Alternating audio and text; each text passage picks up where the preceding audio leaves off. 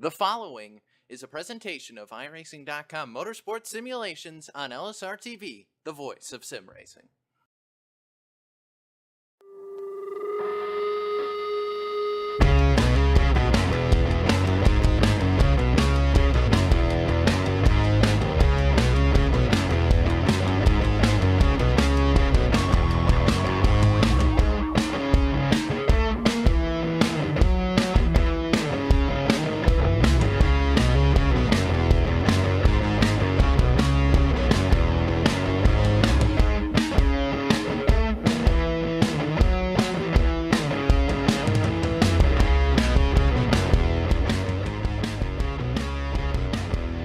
Live tonight from the Talladega Superspeedway, LSRTV, happy to say good evening sim racing fans and welcome to our continuing coverage of the Superspeedway Cup Series at LSRTV and iRacing Live. Happy to be with you from Lincoln, Alabama, as always on Friday nights here on iRacing Live. Up top with you, myself, Evan Pusoko, alongside it with Rachel Whiteford, going to be calling the action with you start to finish, and then downstairs, as always, the lovely and talented Cisco Scaramuza, twisted and tweaking at Ions, and bringing us to you. And Rachel, we head back into the grind of things, back with the Superspeedway Cup Series again this Friday, and we kind of alluded to it a week ago, and we had our 7th regular season race on the season. It really feels like we just got this 15th season of action underway, but in all honesty, we're now past the halfway point on the regular season. We are closer to the start of the playoffs than we are the Superspeedway 500. So all of a sudden, we are going to start to talk more and more week in and week out about the playoff picture and how important wins and getting good points done are going to be. And it just feels like we just got this thing underway not a few weeks ago. So it does, of course, Evan, and this season, yeah, you're right, it feels so new and so fresh. This has been going so quickly. We've had some great winners this season, and it's going to continue to be that way as well. This is going to be, I think, one of the biggest seasons yet for these guys. And we take a look at the championship standings and the playoff picture, and we talk about winners this season. We have had, up until tonight, 7 different points races on season 15, and we have seen 7 different race winners. Most recently, Mark Jorgensen Jr. As of 1 week ago, he was the first driver to win both a stage and a race win this season, and he did it in the same night. So he joins the likes of Jimmy Coleman, Seth the Merchant, Chris Basidi, Brandon Chiburko, Brandon Cruz Monsivice, and Jason Altmans as the drivers into the points. Of course, Altmans, though, you're not going to see on there at the moment because he is still needing to get himself back into the top 30 in the championship standings to be eligible to have that would automatically qualify him in, and I believe he'll be back tonight, so he's going to be in a position where he can try to work that back up, and if he makes a decent amount of starts, Rachel, it's not going to be difficult for him to be able to make that top 30 cut in the points, but that's why his name isn't topside at the moment. But the likes of Tiller, Watford, Flag, Rittenauer, Holloway, and Servant, those points paying positions are starting to get less and less as these weeks continue to rock on by. Yeah, they really are, and these guys are going to have to start thinking about that, not just their points, but where this will grade them, of course, in the playoffs. That's a factor they have to consider here, because the future will be something that is very much possibly the widest open season we're heading into here. This will be the widest open playoffs. The way things are currently racing right now, the way that these races have actually opened up, and how we've seen these things happening with the new fuel load this season, I think that's made the biggest difference we've seen yet. It's really widened things up. The pack racing is tighter. Anybody can win. And this championship, you are going to have to work so hard for. And I think that drivers as well have really gotten adjusted now to this new format, not just having to pit almost twice as many times on the night. I think the fuel cell is rated around 75% or so. We knocked it down to 55, so we're talking about runs that can maybe go a little bit over 20 laps, and that definitely changes the strategy. But in those first couple of weeks, I think it was pretty obvious that the drivers knew what they were doing through the stages. The concept of a stage was a little bit unique in and of itself. Do we risk the car going for stage points and try to get the stage win and all that good stuff? But you could tell the little bit of uncertainty amongst the drivers as far as watching the clock go down, because it has been a challenge even for us with all the stats that we can have courtesy of our friends at Joe Real Time and through other things, trying to figure out how much time's left on the clock. If a yellow comes out, are we going to be able to go back green? How many laps can you go? It has been a learning curve, but I think now that we get to the middle portion of the season, these guys have got a handle on this 100-minute clock and these timed races. Exactly, and these guys have got a handle on how this is operating now, and I'm loving the fact we have that stage to lap 50. That has made a big difference, Evan. We actually see a fight in the middle of this race, and that's been really exciting. The timing, yeah, that has a slight variance depending on how many cautions we have, so that makes these guys really have to wonder exactly how far they're going to have to go. But the stage, that is a fixed certainty. It's a caution they know they're going to have. It's like the caution clock, in a way, and I think this makes the racing more exciting, just like the real thing with NASCAR. These guys are doing it. Stage racing works. Something else we should note is that the I-5 bonus is in effect as well, and that's something that's a thing week in, week out here with the Superspeedway Cup Series. If you're not familiar with the concept, the drivers from the top 5 the week prior have an opportunity to win $5 if they could win the week following. If nobody does so and a driver from outside of the top 5 the week before ends up taking a checkered flag, it doesn't just stay at $5. That prize money is compounded weekly, so we are at a $15 possible I-5 bonus into tonight, and your eligible drivers to walk away with that prize include race winner from 1 week ago, Mark Jorgensen Jr., along with Harry Tiller, Andrew Berger, Travis Brown, and Richard Reagan Jr., to get themselves into a position to maybe walk away not only with what would be a critical win for many of those drivers, get themselves into the playoff picture, but as well walk away with some cash, which never hurt anybody either. All of that being said, we're ready to go green flag racing for the 8th race on season number 15 of the Superspeedway Cup Series, and with that, we look trackside and take a look at tonight's LSRTV starting grid. It is Rodney Wofford who will start on a pole position. You might have seen him here on LSRTV earlier this week on Sunday in the Suicide Prevention 250, parked at Victory Lane at the Daytona International Speedway in a truck just as good as Talladega. The 51.652 qualifying time for him will start him on pole position, and he'll be joined up there by another race winner this year in Jason Altman's. Right now with the second, you're going to roll off in 3rd position tonight. Paul Servant, ever so consistently, will start P4, and Harry Tiller, looking for a win and a ticket into the championship, will start P5. 6th place today, Chris Passini looking like he's going to have a strong one again. Mark Jorgensen Jr., of course, last week's winner in 7th place. To Spencer Preet in the 8th spot. Glenn Hedrick and Victor Bartlett in 10th. Looking just outside of the top 10 now, Andrew Berger, 4-time series champion, will start in 11th spot. James Pileski going to accompany him on the outside of row 6 in 12th. Richard Reagan Jr. going to get the unlucky number 13 starting position tonight. He'll be joined by Gary Champion to his outside in 14th, and behind them, Rod Flagg in the number 10 car. Behind Mr. Flagg, of course, Brenner Cruz Monsivice out there in the 54 car. He'll be starting 16th place tonight. Chris Patton behind him, and Michael Cozy Jr. Jimmy Coleman in 19th place, and Ramon Evans down in 20th, who's been really fast recently, actually, Evan. Yeah, and he's exactly where he was in practice, P20, but expect him to be able to work his way up as this race continues to work on. Justin Levine going to be just behind him, rolling off in 21st position. And Billy Kruska going to make his Superspeedway Cup Series debut tonight. Top 10 car in practice, P22 on the qualifying charge. Tanner Mann going to roll just behind these guys in 23rd position. Outside of row number 12 in 24th is Kevin Spencer, with Jared Haggerty in 25th. Running off today in 26th place is Josh Ball with Mike Schultz there, Travis Brown, Sean McCarrick, and Daniel Holloway in 30th. 31st place, we'll just go off the order a little bit here to finish the qualifying result place drivers.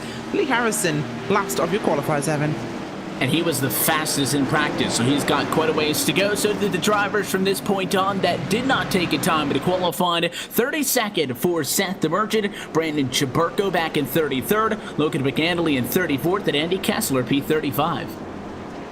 P36 tonight, of course, Dwayne Cooper with Lucas Cram, Mike Field, Gabe Allen, and Dan Harrington in 40th place. So a big grid tonight, actually, for the Superspeedway Cup here, Evan, and perhaps what we saw at the end of practice and some of the tomfoolery in that session might be why we've seen the likes of Chaburko and Seth the Merchant not qualify here. They were having some fun before the cameras turned on in this one, and as we took a look top to bottom at your starting grid here tonight, I don't have the numbers in front of me, but it's a good chance that this is the, or at least one of the largest fields that we have seen all season, and I have this sense in the air that the drivers who have wins this season are not content with just one. Under this playoff format, for each win you get in the regular season, you're going to get 5 bonus points come the start of the playoffs. So there is no reason for the likes of Holtmans and Monsivice and company who have wins, who are in the playoffs, to not want to win races. So I have a feeling that at some point, and it may be this week, that our streak of individual race winners every single race will come to an end, and we will see if tonight just happens to be the night, or if we see an 8th different winner in all 8 points races this year, which would make 11 different winners in all 11 races total when you include Daytona Speedweeks into that conversation. Nonetheless, the pace car drops down to the safety of the pit lane, and as always, we're happy that you're with us on LSRTV and iRacing Live. Field in the hands of number 7, Rodney Wofford. He looks to go to victory lane tonight and would put him in 2nd position all time in this series if he can do so. American Ethanol, green flag flies, and we're off and away. Great start by the outside line there, Evan. Big push. Jason Altman's firing back here in one of his return races to the series. Big run there. Savant behind him as well as Cassini there on the outside with 12 of Henry. Making a very strong effort of this, actually. We could see one of those rare occasions where the outside line actually gets the front at the start of the race. And they have that run down the back straightaway, and it looks like it's going to happen. Altman's is going to be clear, and he may even bring the 3 of Paul Servant with him. Clear on the inside, and there they go. Make that step down to the inside of the racetrack, and we've got a new race leader a third of the way through the opening lap of this race. It's the 51 followed by the 3. Now the Wonder Machine is going to go up and lead the outside lane of the racetrack. That's Chris Piscini. We will see if he's going to be able to work his way up on the 7 and the 69, and we got a spinner. It's Rittenauer, who's off into the grass, and I think everybody is going to be okay as your race leaders get clear of that mess to turn 1. They do indeed. In fact, he gets to the apron and will rejoin after regaining control of his car, but to the back he will go. 4th wall aside there, Evan. Some major connection issues for him, which could have popped him back in to the surprise of the cars around him. Yeah, and good thing that he didn't end up inside of somebody else, or it could have been a lot worse. And I think that we get away relatively okay, all things considered, in that one. He's definitely going to drop to the back nonetheless if he can get that figured out and at least get back out on the racetrack. Tough break for somebody who had a great car and qualified. Rittenauer started in 3rd position, and it looks like those issues on the connection side of things is going to take him out of this one, at least early on. So we saw that outside get a spectacular start, and all 2 laps of this race that have been completed have been led by Jason Altman's race winner in the season opening Superspeedway 500, and now the inside has the power that we expected it to have. Only the 7 and the 1, the 2 singular wireless cars up top working with each other, Wofford and Piscini. Jorgensen going to make a move to the outside of the racetrack and try to bring that top back to life. Yeah, they certainly are, but things are a little bit weird at the backstretch. Oh, Savant gets a wiggle on. Tiller goes down low as well. A bit of confusion there, which breaks up momentum on that bottom side, Evan. And look at the top side getting a huge run here. That was exactly the energy boost they needed again, but Altman's was going to try and go high, but around the top they'll go. Jorgensen Jr. to the sharp end with the 7 and the 1. Tiller decides the writings on the wall. He pulls to the middle lane, abandoning the cars there of Altman's and Savant on the low side. 3 go to the point, and that's the momentum difference there, you see, Evan. They just lost that head of steam, and bam, it's gone. And the outside was basically a dead line up until the point where Jorgensen came up. Doesn't look like the 7 and the 1 have too many intentions on sticking with him for much longer. Jorgensen tried to stay up in front of the 7. It wasn't going to happen. Wofford bullied his way to the outside. He is clear to the bottom, but has not made the move to the yellow line yet. It looks like he is intent on at least trying to stay with Piscini. Over the 7 will take that step down the racetrack and move to the inside. Might not even lead the lap, though, because Harry Tiller has also transitioned from the bottom to the top of the racetrack, and you might give Piscini a shot at the line. He'll be about a half a kart length shy from leading that lap, but he's right there in the thick of things. Sure is indeed, and he's been there all season, really, Evan, from what we've seen. A very strong contender new this season, of course, but a car that's really put put up there at the sharp end of these races and really is making an impact in the end results, always up towards the front. And it's great to see a fellow Brit up there doing well, of course, even if he does have his face plastered across the hood of the car. But there's no mistaking that it's not Harry Tiller's car. You'll absolutely know where the driver of the 69 machine is in at any time. And I'm sure it's an interesting look for Chris Bassini out the rear view mirror. Maybe it'll convince him that Tiller is happy to work with him. We'll say that maybe that's the theory behind what's on that Ford Fusion. And he's sticking up there. Also, this 42 of Victor Bartlett. He didn't start too far back in the pack. He was 10th on the grid, so he's gained 4 spots. Nothing to roll over about, but it is a good pickup for him. And he maintains the outside of the racetrack. Typically, somebody who starts 10th will lose spots at the beginning of the race. So he's doing a good job, but he's just now putting himself up into this battle up front, joining Tiller, who right now is working with one of Passini down the back straightaway. So just wanted to note that he's been able to pick up a few. Meanwhile, up front, Jorgensen is actually going to abandon that lead role on the outside of the racetrack, come back down where he was before, behind the 7. Yeah, he is, and right now that's going to be a good position for him. He's going to pull out now and try and get ahead of the 1 here with Passini.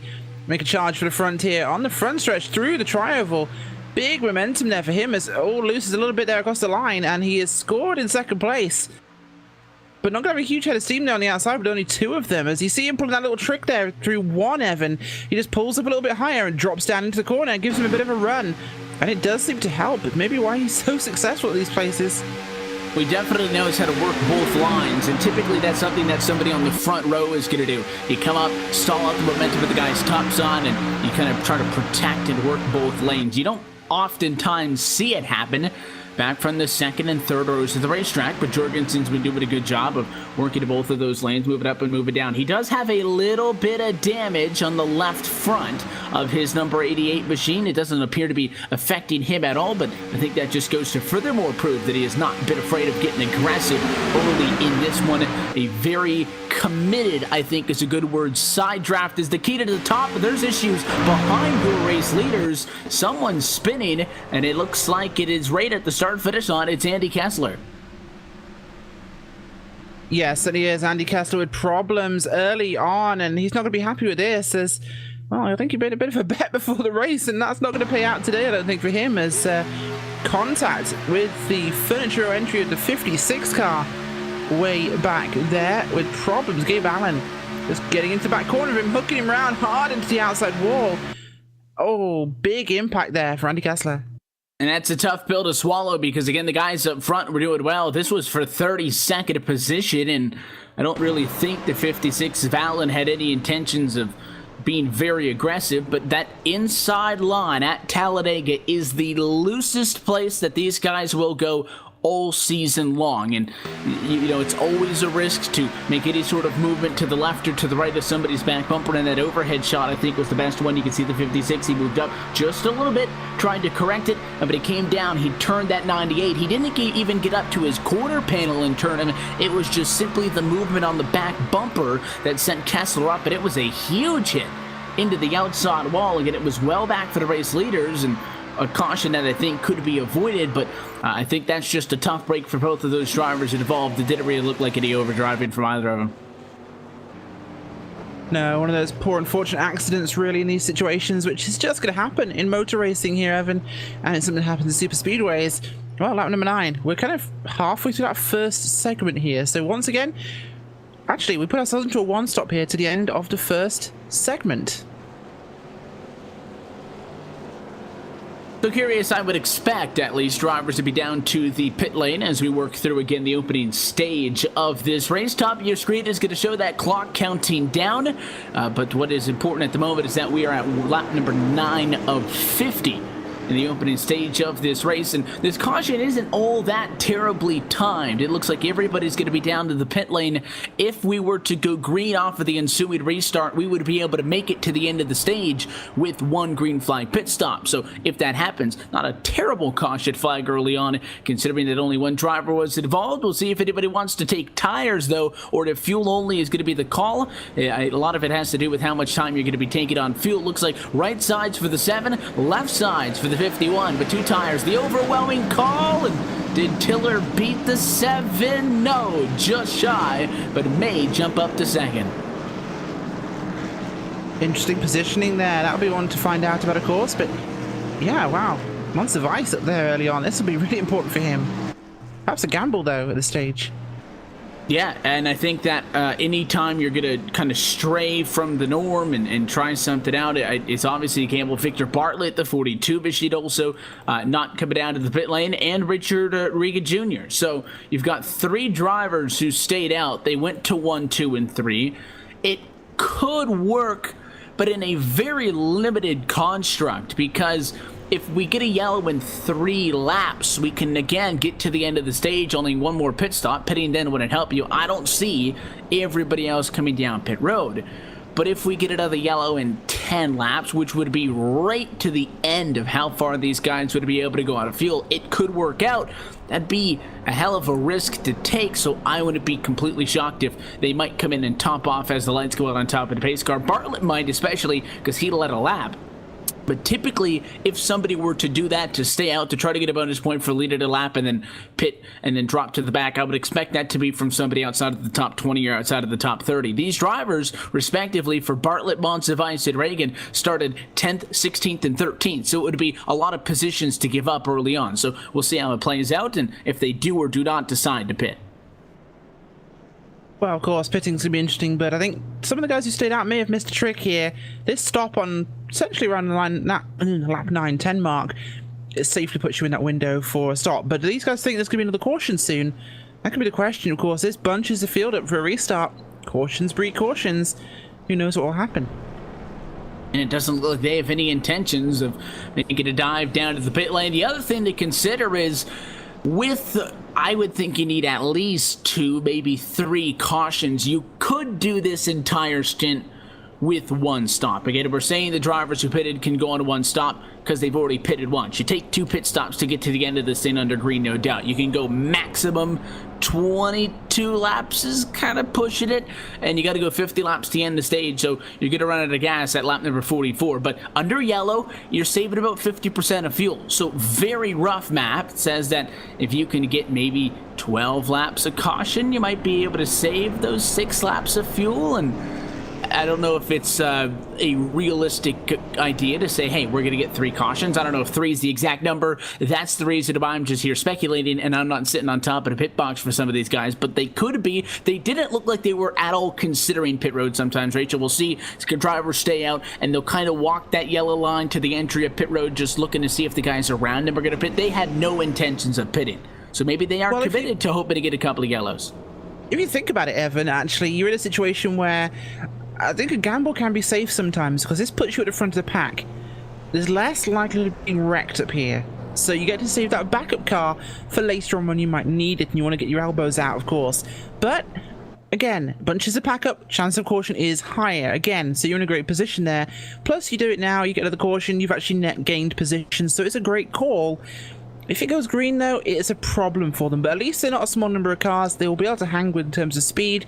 So we'll have at least 4 or 5 cars who will be coming back down together, or at least 3 or 4. That's enough of a number to keep them relevant on the track.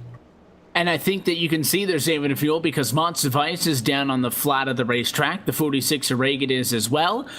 Victor Bartlett apparently has no concerns in doing so in that Hooters Chevrolet because he's right up there behind the pace car. I think the lights are going to go off this time, so there is still a chance that they could decide to drive down pit road, but I think that they're running on the flat of the racetrack kind of shows that they are intending on trying to save as much gas as they can, and Monsivice goes up to the outside of the 42, so that tells me that they got the 2 to go the last time by. The lights will be given out this time around, and that means that they've gotten, if you look at the amount of laps, if you include this one, then you've had about 4 laps or so that's not been at full speed. Lap number 9, you were slowing down. 10 was under yellow. Lap 11 was under yellow. And we come to live now. We're coming to take lap number 12. So that's, you're going to end up with about 4.5 laps. If you think you can get, half of that out, then you're only really getting maybe an extra 2-3 laps out of this thing. And it would be a stretch, I think, to be able to get those 6 laps you need. But nonetheless, those drivers will commit to it. So Victor Bartlett, Brandon Cruz, Vice, and Richard Reagan stay out and go to the race lead, which means that Rodney Wofford, who won a very tight race off of pit road, just in front of Harry Tiller, who was able to leapfrog in front of Oltmans on the pit lane exit, are going to be 3rd, 4th, and 5th respectively, and leading the group of drivers, which I think includes everybody else who came down the top off on fuel, many of which decided to go 2 tires. Well, 2 tires does seem to be the kind of expected strategy these days with the front runners, at least. It is what's necessary, of course. Left side tire is an important one normally in the early stages. Gives you that grip in the corners to hold that low line and keep position, most importantly. So that's the best one to get speed off the corner there, Evan. So we tend to see 2 tires an awful lot in this series. And I think that in the time that it takes you to get a full fuel cell, you might be able to go with 4 tires. But at Talladega, Daytona, sometimes you'll see the need for tires in daytime conditions. Racetrack's a little bit hotter. It's a little bit more abrasive. You're talking about now, a difference with the I guess the atmospheric temperature at 85 degrees, but the track is 112. It's substantially hotter.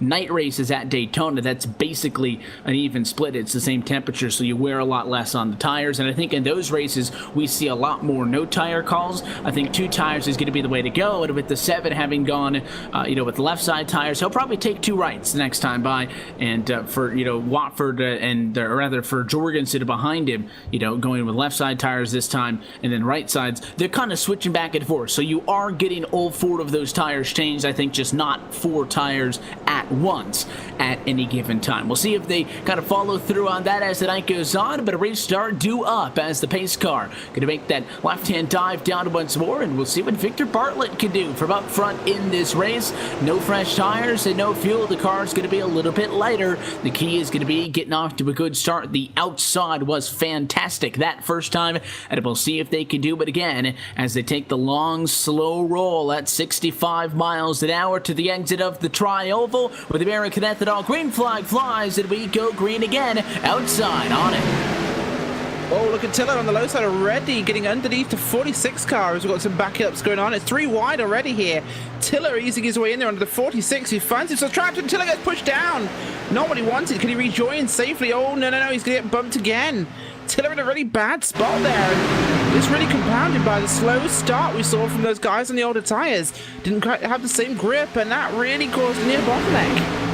And Tiller not happy with the 46, but I don't think there was much, in all honesty, there that Richard Reagan Jr. could have done. He had the 51 of Oltmans on his outside, and they were 3 wide, but Oltmans was following the car in front of him that was only 2 wide, so you were trying to fit 2 cars into one piece of real estate, and I don't think that outside of the 69 of Tiller lifting for what was an aggressive move, the 46 could have done anything. I think in all of that, we got off pretty lucky, and that it could have easily ended up with Richard Reagan Jr. either getting turned by the car up top or the car down bottom. So I think everybody did a good job of getting through that. A little bit dicey for a restart. We did have a big checkup in the back of the pack off of that one as well. A couple drivers on the inside really struggled to get going.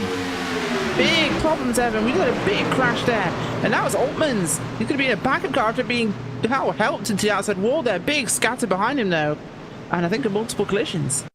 He got loose off of the corner, and I don't even see the 88 getting into him. We've seen oftentimes somebody get into a back bumper, especially off of the corner where that car sucked down to the racetrack kind of lifts up a little bit as they head down to the flat and gets a little bit light, but Jorgensen had quite some distance to him, and it almost looked like Oltmans' looked to the outside of the racetrack, and then he kind of tightened up on the wheel a little bit. That car just got aero loose. It wasn't, it didn't look like the back of the car got hit, even though there was some space in it. Just got sideways, and he went immediately to correct it, but it gripped right up and shot him into the outside wall, right down in front of traffic. Looked like Josh Baum might have got a piece of that. Ramon Evans as well going to get tagged, and a couple of drivers there still very tightly condensed off of a restart, get some damage as well, but 51 just looked like he got loose.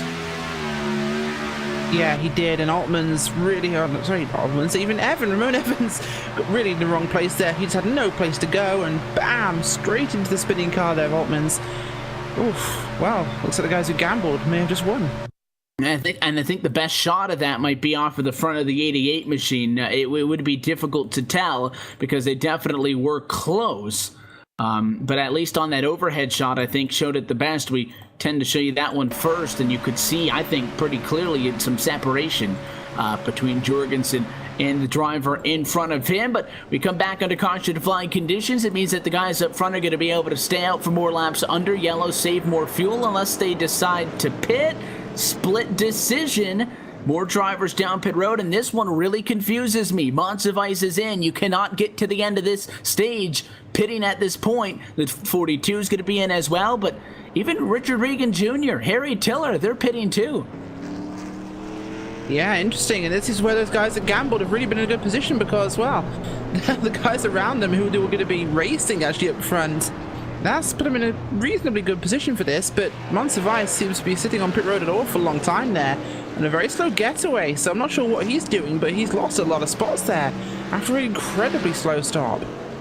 Unless tires are extremely critical, and we saw the 51 appear to get loose, and so maybe that kind of proves that point, but unless tires are overly important tonight compared to they have been in past races here at Talladega this season. Again, keep in mind, it's our first trip out to Lincoln, Alabama on this new iRacing build. The dynamic track surfaces have got a pretty big update. Tires and all that also gets tweaked here and there, and that happens 4 times a year on the service, so we're used to getting those changes. But unless you need tires, the pit stop doesn't make any sense to me because, and it worked out kind of for those 3 drivers that stayed out, 2 of which pitted. Wofford does not come down pit road. He stays out, and I think that's the call. But for the drivers who stayed out that first time and pitted now, they just eliminated a pit stop. They gained spots on the likes of Tiller and those drivers who pitted behind them. But you can't go from lap 15 to lap 50. You can't do that on fuel. You're going to need a pit again, so you pitted now.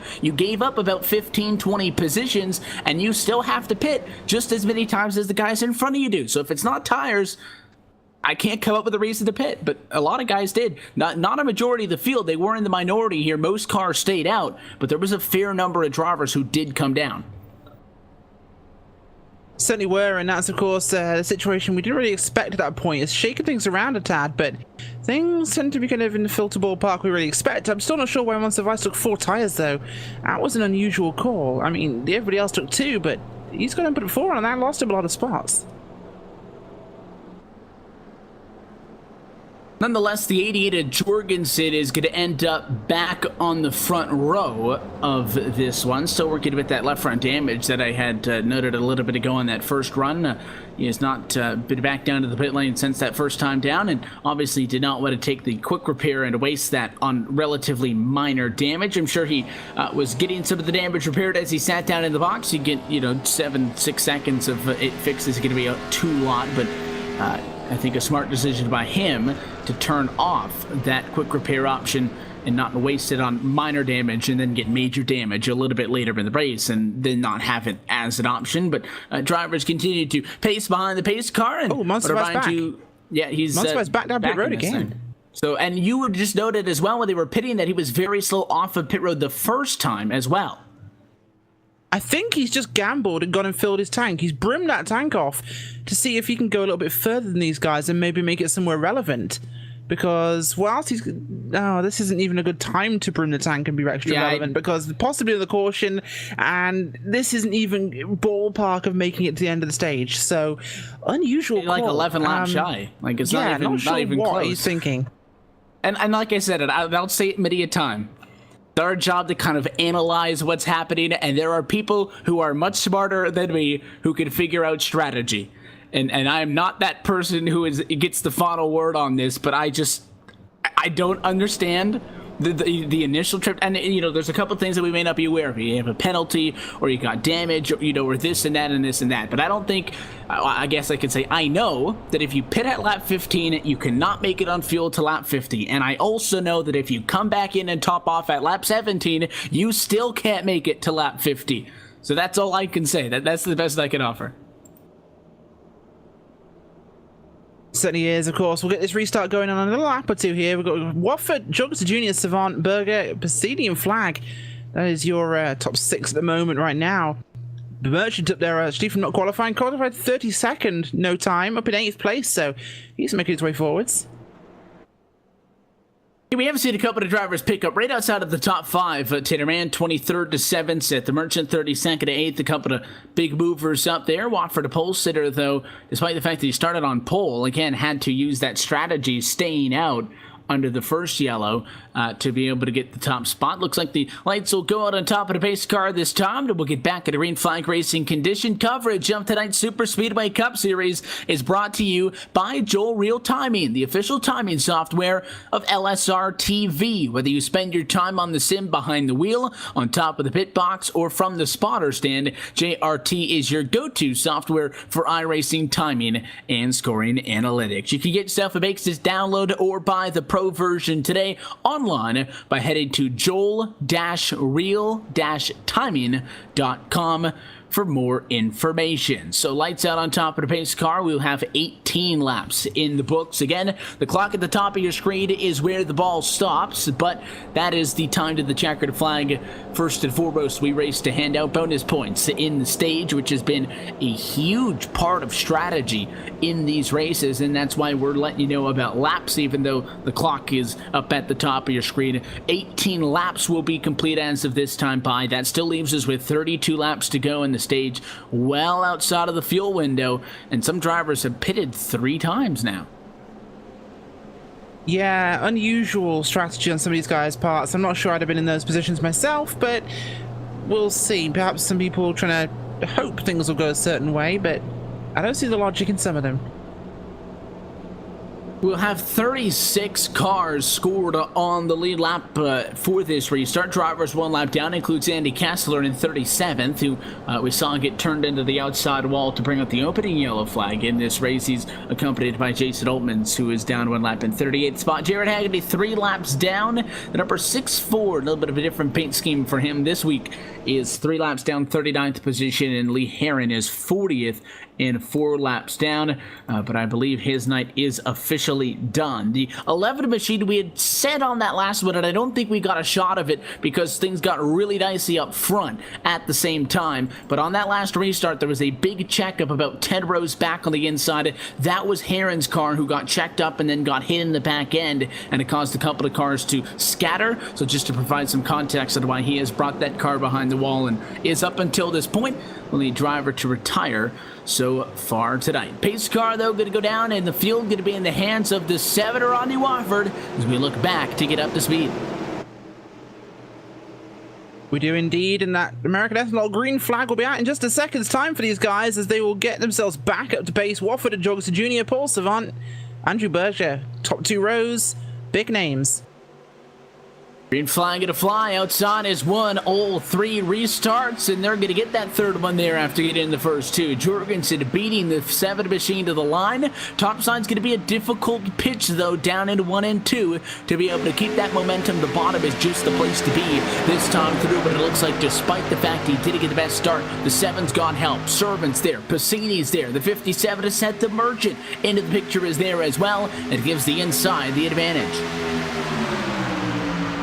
Does for once. Almost a standard restart we're seeing here with the outside struggling, almost like we expected it to do so, but a bit of a shake up in who's up here at the front. I did mention we've got Seth the Merchant, Gary Champion up there as well, Billy Kruzka, he's up there from 22nd place, Josh Ball, Travis Brown, and Tanner Mann.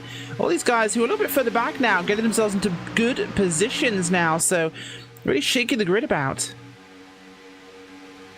And obviously gaining spots early is critical, not only to get in those bonus points, but as well to working yourself into a position to after that stage. Even if you're not racing for stage points, there are some drivers that hold leading and get it into the top 10 to get those points at the end of the opening 50 laps higher than other drivers. But there's no doubt that whatever, and I think the average has been this year, once we've completed the stage, there's been about 35 minutes left on the clock. That's been just a little bit over 1 run on fuel.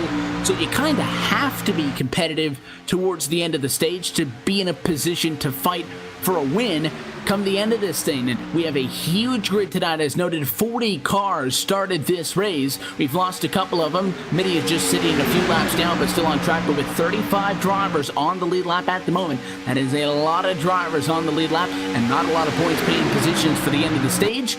Time by, 29 to go in the stage, and looking like the inside of the racetrack still the place to be, but Bassini trying to think it reconnected with the 7 to offer. They were working good earlier in this one, and the Merchant wants to get up in front of the 1 machine. Bassini doesn't want to let that happen. The 5 turn angle all slow there through turn number 2 to 42 of Victor Bartlett. I should have given a bit of a nudge or two there coming through onto the backstretch, but things a little shaky actually up here at the front. The outside line might gain some traction. They've got the 24 car of Berger getting out there now to get behind Bassini and the car of Junior, but it's early days. The inside does seem fairly organized, but the top 3 is moving out just to give themselves a little bit of wiggle room here as they head to the tri-oval. Breaking away now with that top kind of 11, 12 cars from the rear of your field. It's all pretty much single file. The 9 hops up to get involved in this one. No, that's I think a 19, but I can't see the 1 apparently because it's basically white on white.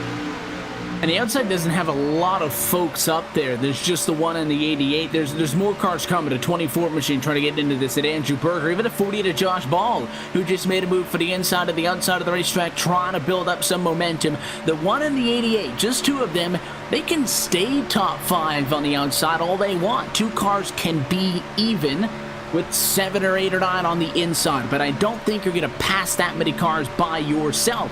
This is assuming that the inside has got their ducks in a row, and I think that 3 machine to Servant saw a big run coming from the 1 to the 4. He gave quite the shot to the back bumper of Wofford that time. It helped, and it's going to keep the 7 on even keen, but you can't sit around if you're that second car right on the bottom, and the top side will get you. And now with the Merchant moving to the outside, now the outside's got a real chance here.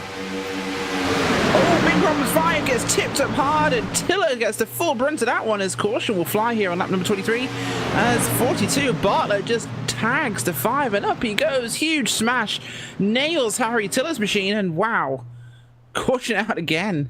And I think that we was might have had a victim again, which, sorry, actually, Evan, we've got another victim just rolling into this crash.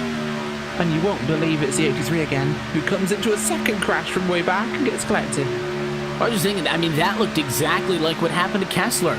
And I had kind of said, okay, you know, that's a very loose part of the racetrack. Maybe that's why, but you get on the right rear a little bit again. He's not next to him. He's not turning him like a pit maneuver. He's not on that quarter panel. He's on the bumper. But you make a little bit of a movement, and it hooks him. And that 5 just went straight up, and Tiller got sniped out of a line. He was right on the bumper of the 21. He had the 46 right on his bumper, and he just got picked off, and his car got absolutely obliterated in that.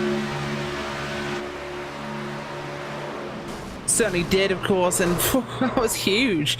Yeah, poor old Harry Tiller just completely no-scoped out of nowhere with that one. No chance to kind of avoid the whole thing. Just, oh my gosh. This is shaking up to be one of those long races, I think. Well, as those yellows add on, it's not all bad news for the drivers in this race who have been trying the strategy game. Rodney Wofford did a fall to second on this latest run, but again, he is yet to come down pit road. If he pits now with everybody else, he's going to be about 3-4 laps shy of making it. But if these drivers expect, Rachel, to see as many yellows in the second half of this opening stage as we've seen in the first, pitting now would make it to the end if you're banking on getting laps of cautions. And looks like they're going to bring everybody down and want to take that call. This is a great opportunity, though, this yellow, for drivers to top off right before the green, but it looks like most people coming in this time.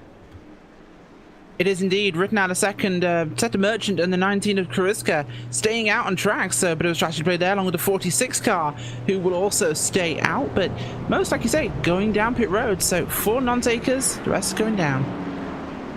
That machine off into the number 1 pit stall. He'll go right side tires. 2 tires has been the call for most tonight, but he stayed out much longer than most drivers. And Rodney Wofford is going to go with 4 tires, and that is going to cost him a lot of positions. Rod Flagg, Glenn Hedrick, Andrew Berger, Josh Ball, Paul Servant, and Mark Jorgensen Jr. in reverse order, going to win the race off of pit road to the 88 machine. First driver off with a full fuel cell and fresh tires. As we pace around the Talladega Superspeedway for a 3rd time tonight, we'll take a quick opportunity, throw the yellow flag up for ourselves, step aside for 1 moment, and come back to Lincoln, Alabama in just a few as we get set for the restart to come up going into the second half of the opening stage of tonight's race. You're watching LSRTV's continuing coverage of the Superspeedway Cup Series on iRacing Live. We'll be back to Talladega in just a moment.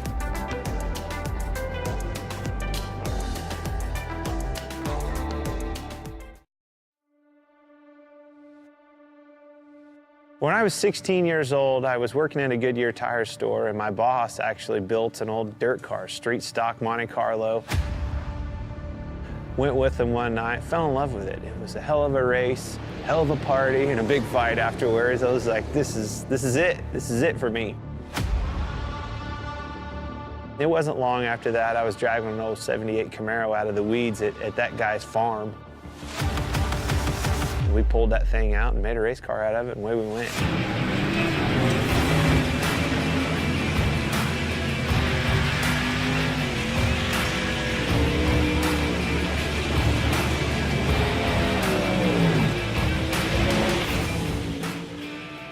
You know, I think a driver has more to do with the equation going back and racing dirt, whether it's a modified, a late model. You can do more with the race car. You know, the harder you drive it, a lot of times, the better it goes. You can crawl up on that wheel and feel like you made the difference at the end of the night.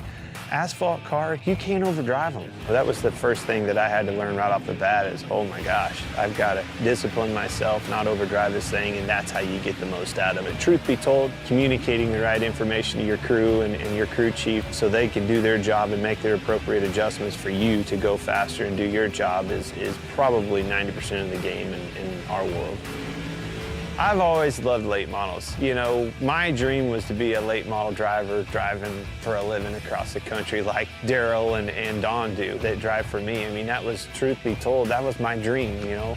I always wanted a semi. I always wanted a stacker trailer with 2 hot rods in it and let's go racing. Let's take off with your buddies and go race and chase that dream. Never in a million years did I think it would turn into a Cup Series, and I actually have an opportunity to own 2 dirt late model teams.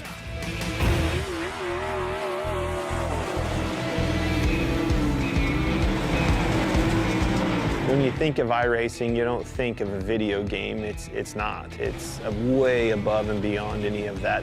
You know, dirt racing changes so much. The track changes so much. Being able to capture that, to experience all those details that surround dirt racing and make dirt racing what it is what makes iRacing so cool, because they did nail all of that.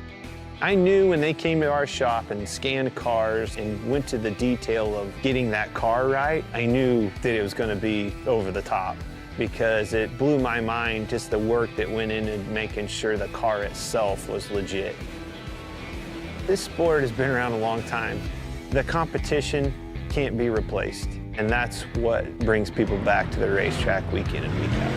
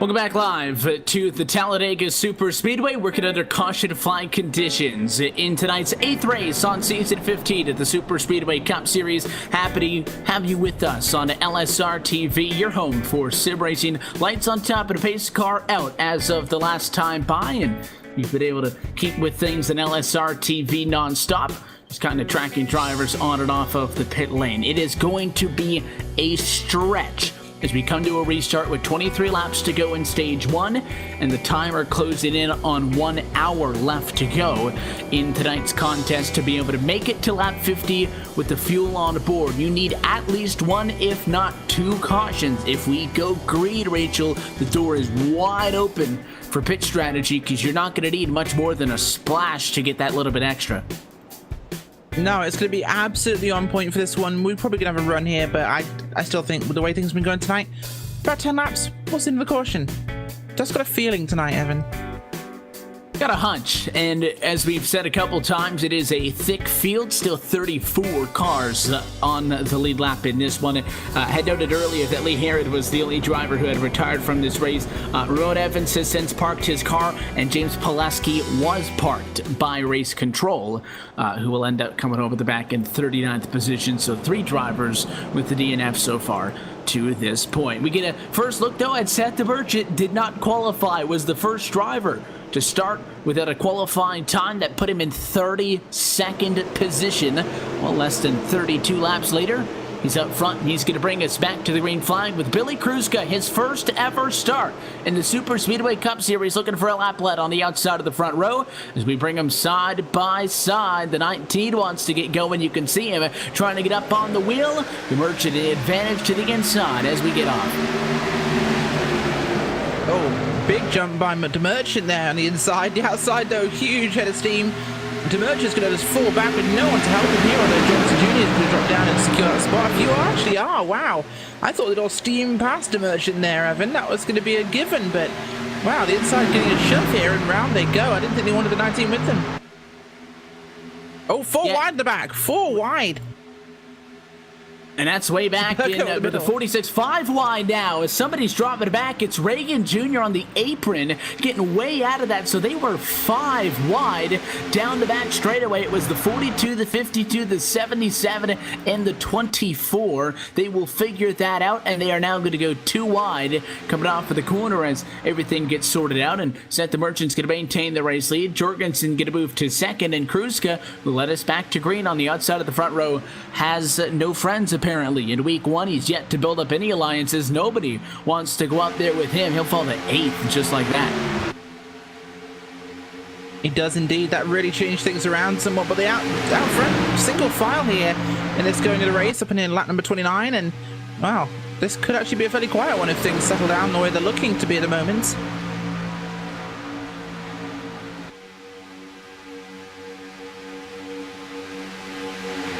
And this has really spread everybody out as well off of this restart in particular. With so many cars in the pack, you would expect to be doubled up for a good distance up front, and we have been to this point. We do see random points in this race. Oftentimes it comes, with 10 or so to go in the stage, and then closing down into the final couple of minutes of the race, guys get single file because they're going to be a lot more picky on what moves they make. But we do get little spurts here, single file, and we have really spread things out all of a sudden. And it wasn't like we had a terrible restart in this race. We had 4 wide. People were obviously competitive. That might have spooked a couple of guys around 15th position or so from getting up on the wheel, but people have definitely backed off. And single file amongst, I would say, the top 8 or so until we see Bonds of Ice leading the outside charge back at about 9. Yeah, we have, and that's really pushing forwards again as this... Oh, caution out again.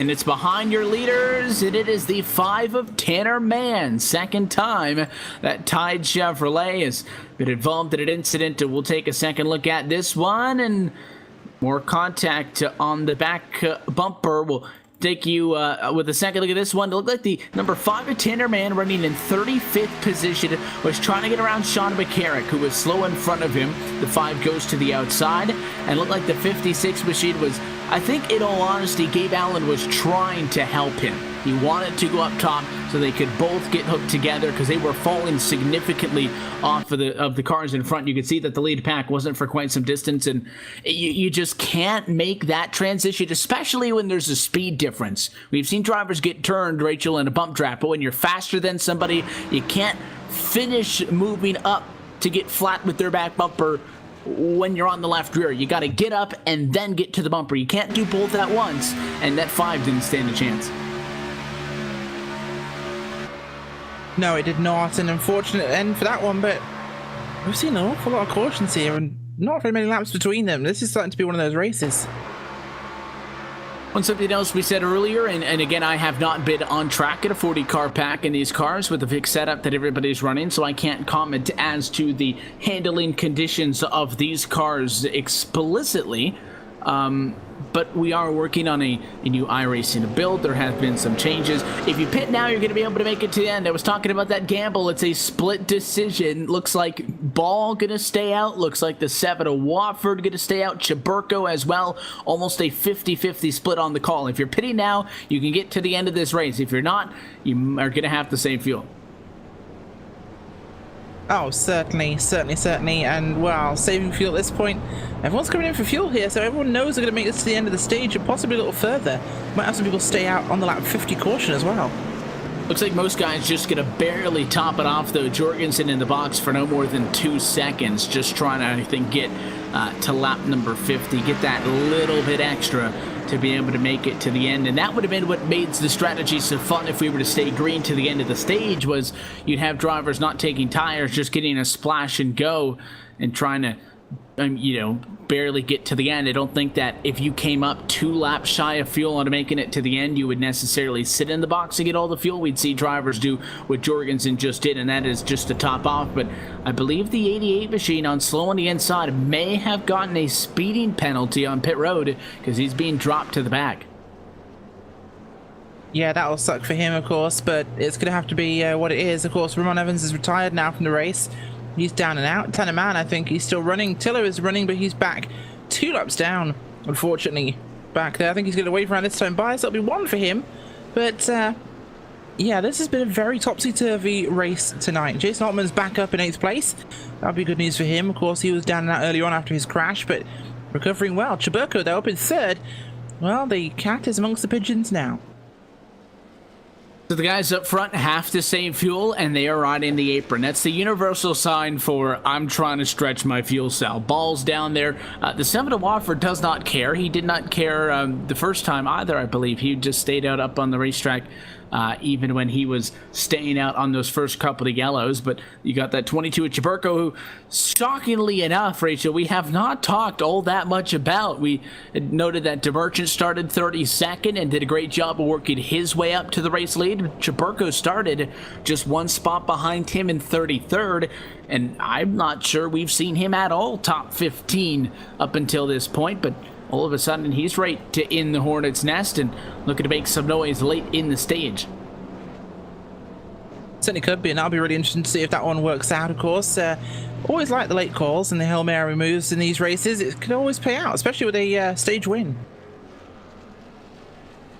Trying to see, what some of these other folks are doing. You got the Tenorod flag up here inside of the top 10. Jason Altman's at 8th position. Levine 9th. Gary Champion in 10th. And most of these drivers are the people who decided to stay out, I believe. And Jorgensen was going to be that guy until he was hit with that speeding penalty, or what I assume was a speeding penalty, simply because of the fact that he won the race off of pit road, but then let everybody else go by him. So behind Jorgensen off of pit road was Glenn Hedrick. So he can kind of be the person to be looked to identify where the split in this strategy is, and Hedrick's going to be in 13th position, which isn't all that bad. This is not a kind of race where, you pit to get fresher tires and he's going to be quicker than the guys in front of him. Tires are obviously having, to some extent, a factor in this race, but he's not just going to drive by all these guys. But 13th isn't bad. He's right there. He's going to be able to battle for points to the end of this thing. So in theory, 13th on back, just pitted. They're going to be able to make it to lap number 50. Right now, we're pacing at lap number 33. Everybody in front, so Lucas, Cram, and up, not too sure if they're going to be able to make it. Right now, I feel like they're right on the cusp, and Josh Ball, I think, is in the worst position. And he's the race leader, and it sounds funny to say that, but when you're leading the line, you're not saving any fuel. If you're the 3rd car in line on the bottom, 4th car in line on the bottom, you're feathering the gas, I think those guys might be able to make it off of this restart. But if we get another yellow, which you look at the numbers so far tonight, the restart will be with maybe 16 laps to go on the stage. Haven't had a 16 lap green flag run, so far tonight, Rachel. That tells me we get at least 1 more yellow, and if we do, those top 12 should all be able to make it. Yeah, they should, and that'll be the important thing to see in this one. So hopefully they can. That's if we don't get another caution, of course. I'm crossing my fingers and toes, and it's going to be close. I think they might make it, though. We have 17 laps. Can they do that longest run of the night? Doubt it. Drivers chatting up in the back, also making plans to work their way through the field. Jorgensen is all the way to the bottom, and he's talking with Mike Thiel saying, hey, let's go get this from outside of the top 30. So they're not giving up hopes. Their spirits are still high, deep in the pack, and they're going to try to make something happen, although 30th position for Jorgensen is a lot more difficult than 13th, which he exited in that position off of the pit lane. Lights going out on top of the pace car, so restart will be 16 to go in the opening stage.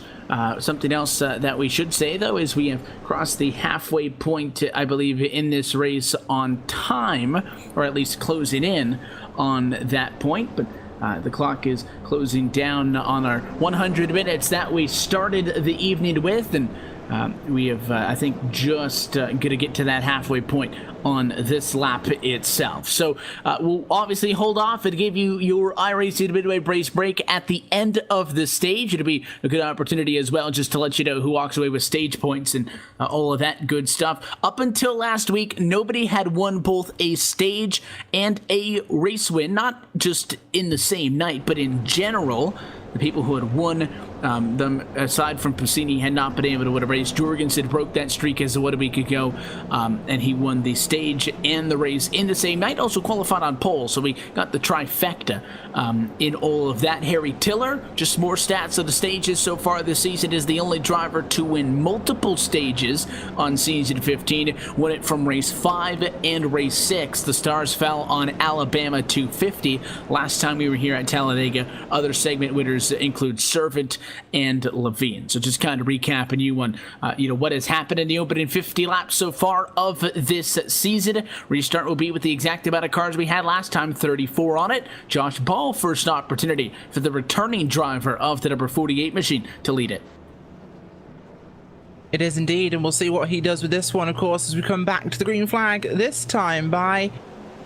And it's going to be interesting with him on the outside there is Wofford, who's always a threat. We've got Monster Vice back at the front, along with Chaburko, Berger, and Savant. So this will be a busy front row. This will be, I think the outside will have an advantage here, actually. I'm going to bet.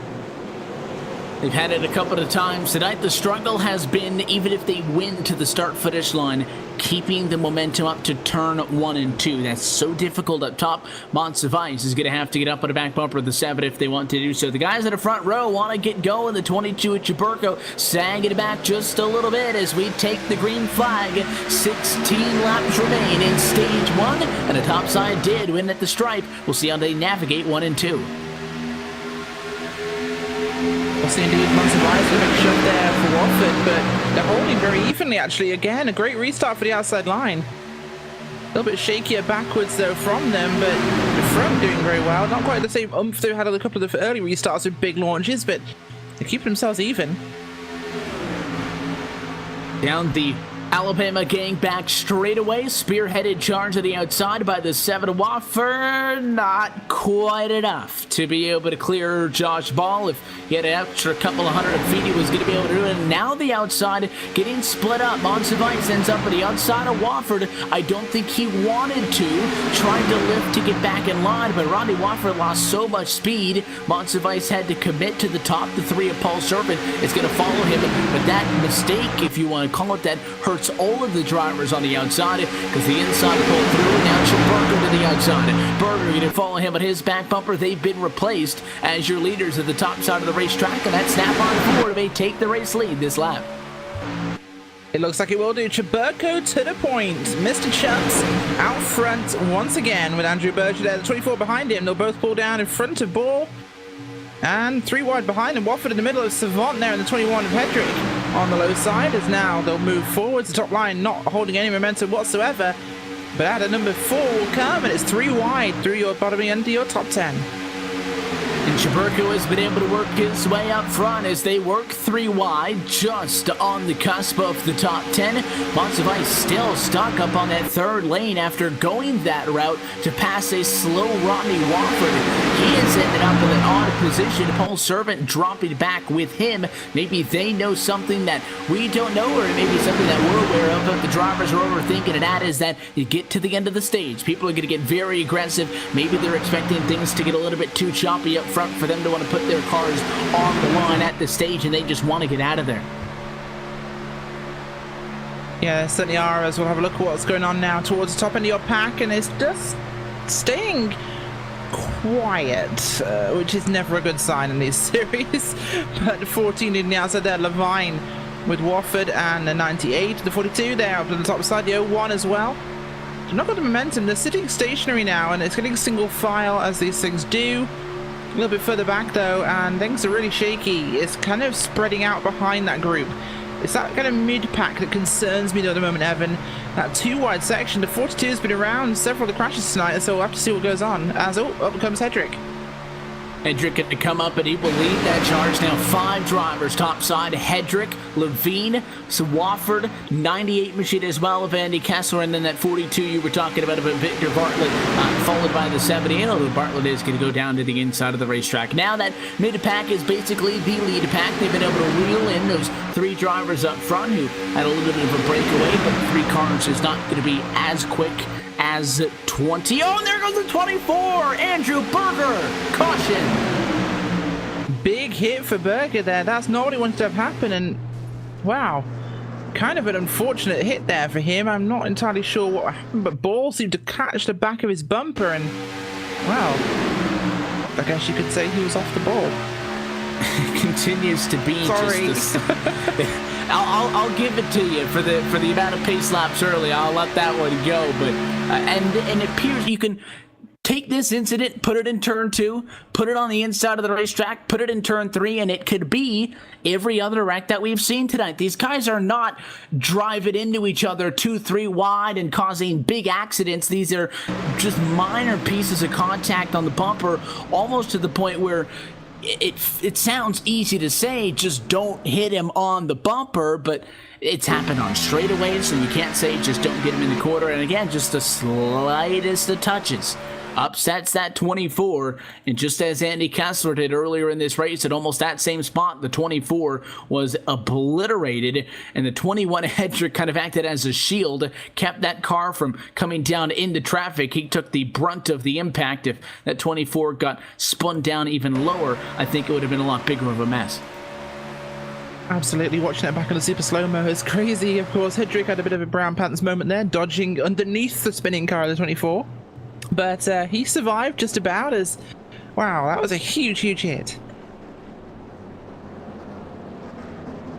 So that brings us back under caution flight conditions, and this it's not going to be the top 12 now, because obviously people were battling for position and mixing things up a little bit since the last yellow, but the top 12 coming to the last restart in this one. The folks who decided to pit with I think it was about 25 to go, or a little bit more.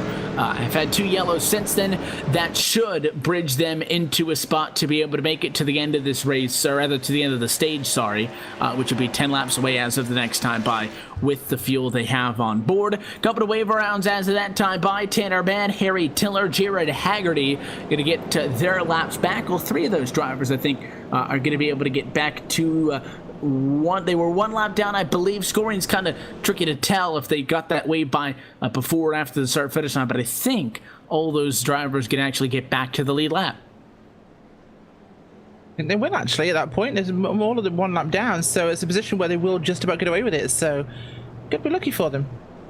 And this is gonna be really tight now to the that old caution at lap 50, isn't it? And something else we had seen one time this season is that regardless of, unlike at the end of the race where we say, inside of 5 laps to go, the yellow comes out, this race is done, the field at the moment of yellow is it.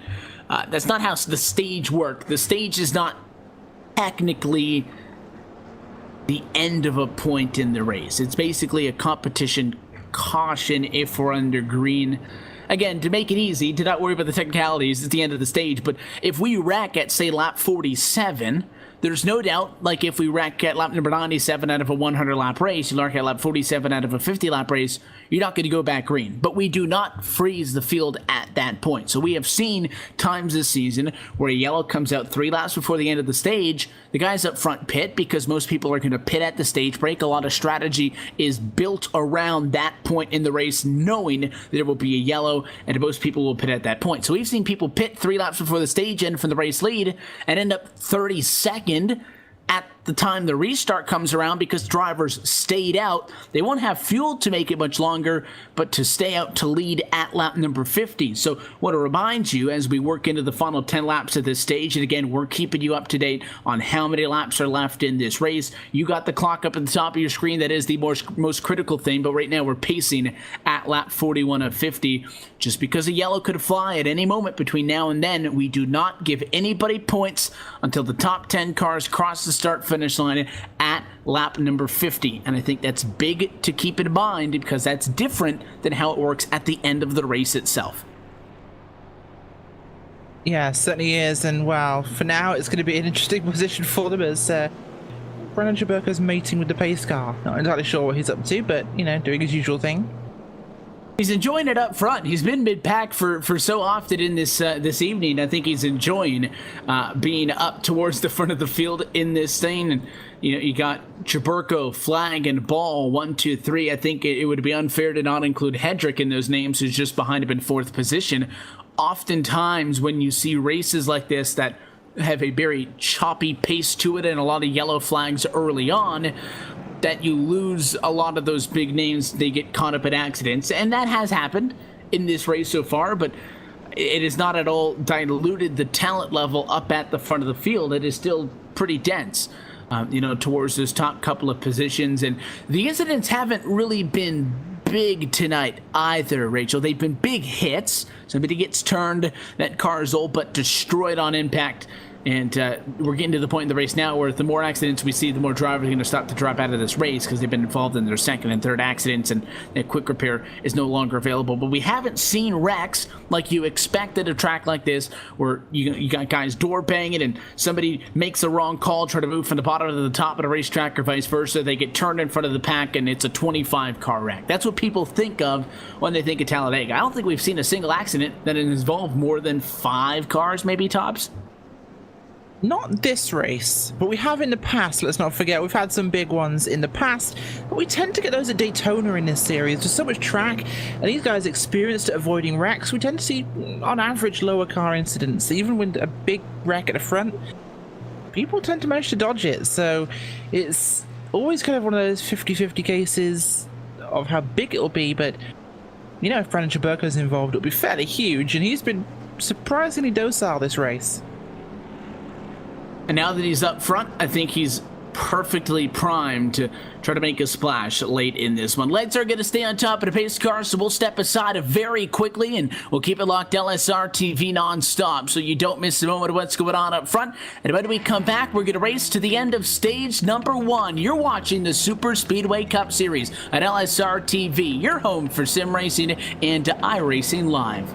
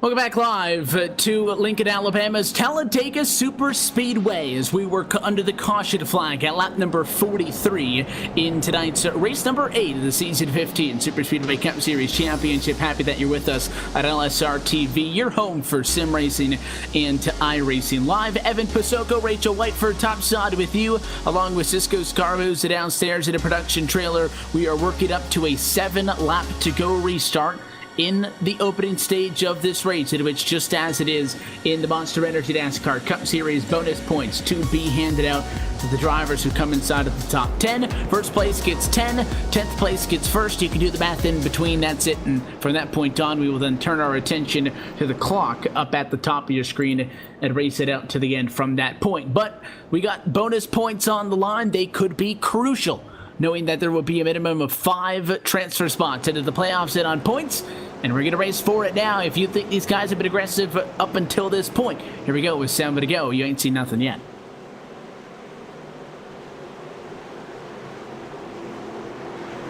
Pace car dive down to pit road here, and this restart's going to be critical. 7 to go, Evan.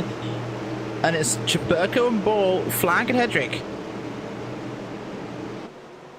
Watch the 21 machine. He needs to get up at the back of the 48. That's going to be critical for the top of the racetrack to be able to get a good restart in this exchange. American Ethanol green flag inside better start. It is not a coincidence that Rod Flag had a better start than the 21 Hedrick, and his lawn got off to a better jump. That top side is at a disadvantage already. You need to have a better restart than the bottom to just stay with them. Hedrick going to drop down to the inside. Looks like there's going to be room for Ball. It was Tizey into the 19, and he is going to cut off the driver on the inside. Hedrick is not going to roll over, and that guy is now beating and banging out the back straight away. The 21 still will not give up to the 48. He doesn't. He pushes him down, actually, under the line there. Just about makes pushes him down again.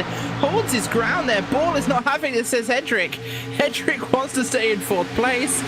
He is not playing this game right now as 2 cars pop up to help with the 48. I think he's kind of glad of that, finally. He thought he was in a really bad spot.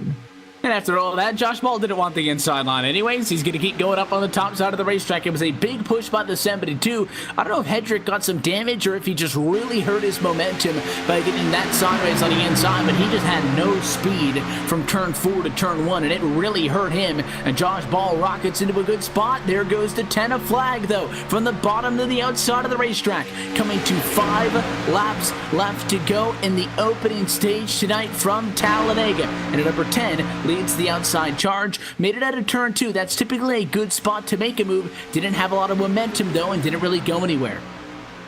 No, he didn't, but he's holding there with Ball as Hedrick will kind of pop up and look at him, but here it is. Kariska up for the challenge on the outside of the 22 here. Push coming here from the car, 57 there. Car to Merchant, going to give him a shove. Will it be helpful enough? The outside's not as organized as it would be. Ball drops down now. 2 on the outside. Not going to be enough to get a real run going here, actually, at this point, but inside should stay strong. It's looking like Chaburko could be in an absolute catbird seat here to take this stage win. And Chaburko going to move up. He'll bring the 57 with him. They're trying to both work 2 lanes to Merchant. Going to fake him out. He faked the fake out. Look to the inside, and there goes Kruzka, who's going to barely tap the wall in the corner. Got so sideways out of nowhere. That car could have easily wrecked out of this race. It's nothing short of a miracle. He hangs on. He is going to lose a lot of spots. Yeah, but huge save by him there. Great driving by Kriska as he just held on to that thing. That was on a ride for the wall, but he held it. And yeah, I think he'll be pretty happy with that. I think we are up here in the booth. There were just a couple of sparks, but that could have easily ended this stage right there, right then. We stay green up front, single file. As I had alluded to a little bit earlier in this one, we kind of see this towards the end of a stage at a race because drivers want to get into a position and set something up. A lot of plate track racing is, off of the cuff of your hand. You make a move, an inside spot opens, you dive low. You go to the top, you go with the flow. You don't necessarily plan that much ahead, but late in this race, right now, coming to 3 laps to go at a stage, if you make a wrong move, if you're the 72, if you're the 48, you could end up dropping outside of the top 10. So you're not just going to try something. You need to find help. You got to get on the radio. You got to be chatting with guys. You got to be working with them. If you're in the same channel as them on the radio, let's go now. Let's wait. So far, single file. We have to wait and see who's going to be the first driver to make a move on Chiburko, and he is not going to be afraid to block the racetrack from the wall to the yellow line. Let's see if he lets anybody go anywhere. He's going to walk the 72 all the way up the hill. Does Ball go with him, or does he go to the inside? Ball is going to drop back down to the inside, and 3 wide for the race lead. The 48 all the way to the bottom. Big move there by Ball, getting underneath Chiburko, almost a Chiburko-like move there to get the inside line. Chiburko's got some help now, though. The Hedrick and the Merchant, and also the one of Bassini. But on the inside, we've got Wofford, we've got Flag, we've got the 42 of Bartlett, so it's looking strong as well. Chiburko's going to be getting some help here. Will he just drop down as soon as he's clear? Yeah, of course he does. It's Brandon Chiburko. He's only looking out for one man, and he's out front again. And the outside line not looking as strong, but will Ball make something late here? He's looking like he's going to telegraph a move. And not to pick on the 72, but I used him as an example. If you make a move and it doesn't work, you drop out of the points. Spencer Preet has fallen to 12th position after going to the outside of the racetrack and dropping back. He goes from 9 bonus points to none if he's not able to get any of those back in the next lap and a half. Chiburko still in front. Josh Ball, though, an equally series veteran, is not going to be afraid to dance with the 22 machine. This time by 1 lap to go in a stage. Doesn't mean a yellow can't fly. Different rules than the end of a race, but 1 lap to the end of the stage. It is, and this is not going to be a quiet end to the stage. Something tells me this is going to be a fairly huge end to the stage here, Evan, as the pack is getting ready to make those final moves here on this lap. And remember, it's when the 10th car crosses the line, not immediately. This flag will fly, so who knows when that will be. Although it could be fairly quick, because it's 3 wide a little bit further back in that top group. Going round 42 there. And here we go, a charge by Hedrick. Hedrick's going to have a run, and Seth the Merchant is going to give him the push. Brandon Chiburko has a race win this season, but he hasn't won a stage race yet. Can he get it? This time at turn number 4. Coming to the checkers in the end of stage number 1. Hedrick on the door, but I don't think he's going to have the momentum inside. Brandon Chiburko will take the green and checkered flag, and he wins stage number 1. Classic sort of Chiburko end stage number 1 here today, and well, he's got it finally. He's got a stage race win, a stage and a race win. So Chiburko's going to tick that one off, but I think he's going to try and stay up there for the rest of this one tonight. And now everybody we would expect will pit together, and everybody gets back on the same strategy, as we had some variance in that up until this point.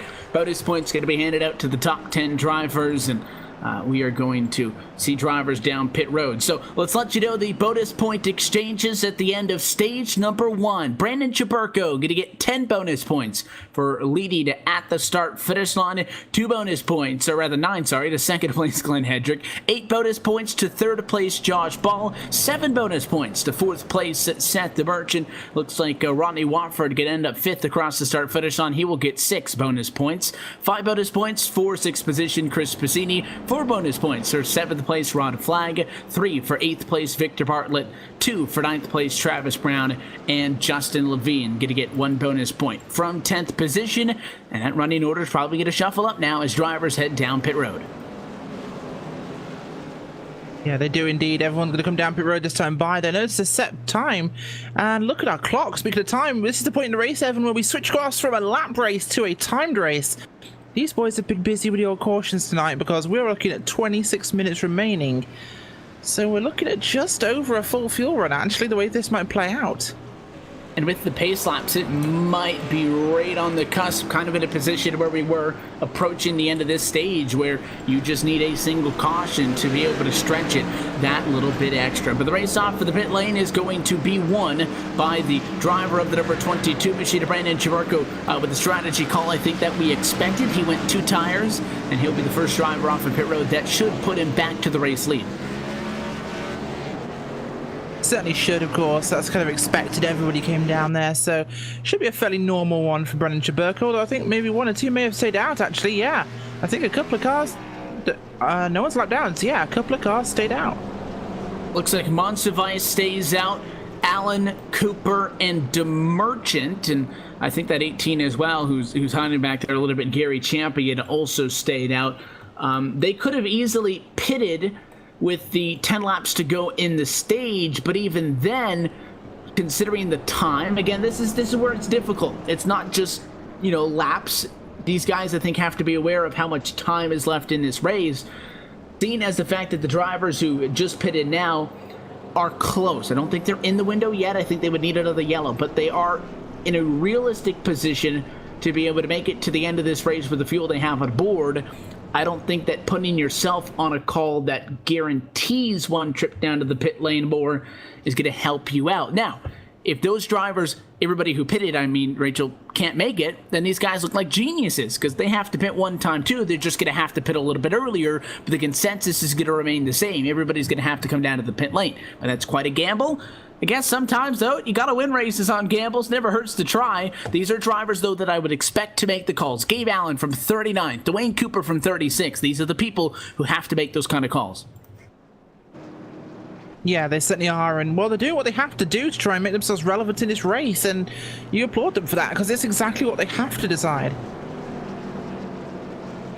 And the scoring is also going to completely update through as of this time by the start-finish line. So let's take this opportunity to take a look at your iRacing Midway Race Break, brought to you by iRacing. For more information on the wide variety of sim racing possibilities online, iRacing.com is the place to be. Your leading online racing simulation that was developed from the beginning as a centralized racing and competition service. iRacing organizes, hosts, and officiates races on virtual tracks from all around the globe. And in the fast-paced world of esports, iRacing is your one-stop shop for online racing with officially sanctioned series by the likes of NASCAR, IndyCar, IMSA, the World of Outlaws, and more. Gabe Allen going to come across the stripe that time into first position, followed by Dwayne Cooper, Seth DeMerchant, and Brandon Chiburko. Those 4 drivers all started outside of the top 32 at the beginning of the evening. Glenn Hedrick just behind them at a number 5 spot. Gary Champion is 6th, with Josh Ball in 7th. Pole sitter Rodney Wofford still in this in P8 after a early race pit strategy call to keep him up front. Spencer Preet is 9th, and Brandon Cruz Monsivice is 10th. 11th place tonight will be the car of Chris Bassini, with 12th place Victor Bartlett, Jimmy Coleman, Justin Levine, Paul Savant, Rod Flagg in 16th place, Mark Jorgensen Jr. and Jason Altmans 17th and 18th, with Sean McCarrick, Travis Brown, Tanner Mann in 21st. Continuing through with Logan McAnally in 22nd position. Dan Harrington is 23rd. Billy Kruska, rookie tonight, 24th. And Chris Patton scored in 25th position. Daniel Holloway is 26th at the moment. Michael Cozy Jr. has had a quiet evening back in 27th, with Kevin Spencer in 28th. Andy Kessler trying to make up for an early race accident, 29th. And Mike Schultz is 30th. 31st place today in the racing is Richard Regan Jr., Lucas Cram in 32nd, Ray Redan 2nd, Harry Tiller, Mike Thiel, Andrew Berger, Jared Haggerty last place running on the racetrack. Retirements tonight, Ramon Evans, Jeremy Pileski, and Lee Heron.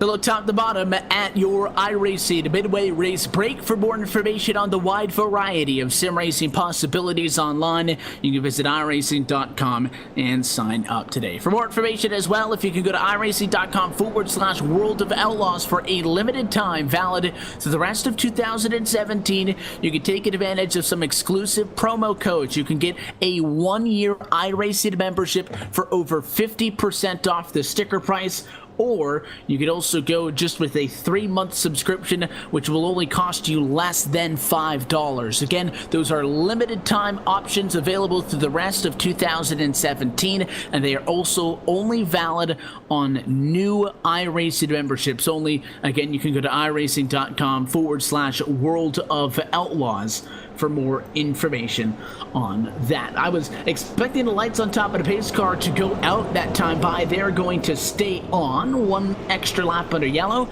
means about half a lap of fuel saved to be able to stretch it to the end of this race. Again, the focus is the clock up at the top of your screen. We've been talking laps up until now, and we're at lap 54, but is the point in the race on these new timed formatted events for season 15 that we now join you in turning our attention up to the ticker up top of the screen and talking about how much time is left in this race. And it's not a lot. I think we're going to be inside of that window to maybe make it to the end. I think we are, and it's going to be a tricky one, but I think they might just make it. 20 minutes remaining now. Yeah, this is looking like we are in a... This is a tank. They can go on this. So, the drivers who we were a little bit skeptical about, and I think that if this happens, this would be the first race all season, and the unfortunate part about the statistic is I think it means we've also had the most yellows this race out of all season, but these stages have ended on average with about 35 minutes to go. That's just outside of the window. I don't think we've seen anybody this year, Rachel, be able to skip the pit stop at the end of the stage. It's just something that most people just agree on. We pit at the end of the stage and we go from there. Most times you have to pit one more time from there. Not even just make it from that point on, but most times you got to pit one more time. I don't think this season somebody has been able to pit before the end of the stage and get to the end of this race, and this could happen tonight. Oh, it certainly could, and I think it's almost a relevant strategy here, so this could be a really good decision. And these drivers obviously have much more advanced ways to tell how much fuel they specifically have in their cars. It is an advantage that the sim has over the real world side of things. These guys can track it down to the 10th of a gallon, how much fuel they have on board, and they can also, based on that information, get an estimated look at how far that's going to be able to get them. But a couple of drivers who stayed out have pitted since. And I think with Chaburko having let us off of the pit lane, that Cooper, DeMerchant, and Hedrick, 1, 2, 3, may be the only, or at least the majority of the drivers who stayed out. So there's not a lot of folks on that call, and that could be a combination of being a little bit skeptical on if you'd be able to make it to the end, as well as tires have been appearing to be important. We questioned some of the strategy calls earlier in this to come down and get tires. Maybe they are a little bit concerned about the tires, and that's why less drivers stayed out, even if you'd be able to do it in your fuel window. Plate track racing is not known for pitting for tires over fuel, and I still don't think that's a fantastic idea, but in a certain context it might work out. And close it in, looking at the clock. If we stay green, I think we have enough fuel on board to make it to the end. It'd still be tight, but I think we can do it. If we get a yellow, there's no doubt that everybody can stretch it. Oh, certainly a yellow. That's guaranteed today, Evan. I think we're definitely looking at a yellow flag in this one. Been mentioning the amount of drivers on the lead lap in this. We're actually up to 37. A couple of drivers have been able to be waved back around up to the lead lap, but anybody a lap down is eligible for a wave by every single time through, so drivers rejoining the surface. In fact, every car that is still running is on the lead lap. Only Lee Heron, who had a DNF and parked it, James Pileski, who was parked by race control, and Ramon Evans, who also brought his car behind the wall. 40th, 39th, and 38th, respectively, of the drivers that are off of the lead lap. Everybody else, top to bottom, still on this thing, so I don't know if there's been a point all season long with less than 15 minutes to go where we've had almost 40 cars on track. So there's still a lot that can happen, and if you take what's happened so far to this point as the pace car gets set to drop down, a lot will happen. Certainly will, certainly will. That pace car will take the long left-hand turn down to pit road here, and Evan, we're going to leave this one in your capable hands in what could theoretically be our last restart.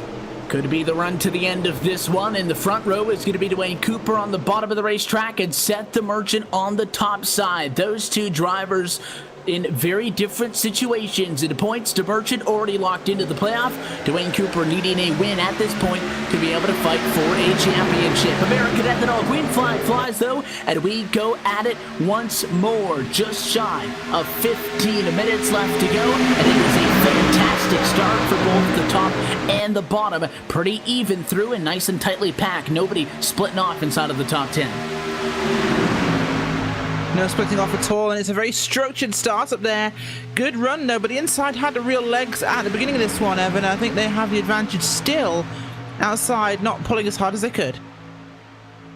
The 7 is in fact going to jump ship. He'll go from the top side of the racetrack to the bottom. That's not going to help out their case. The 57 and the 21, still two capable bump drafters up on the outside of the racetrack. And now there goes Chaburko. This could be a big move. When you look at the end of this race, people get out of shape a little bit further back. But the 22 and Chaburko, bottom to top side, it'll be a drag race. I don't think he got it at the stripe.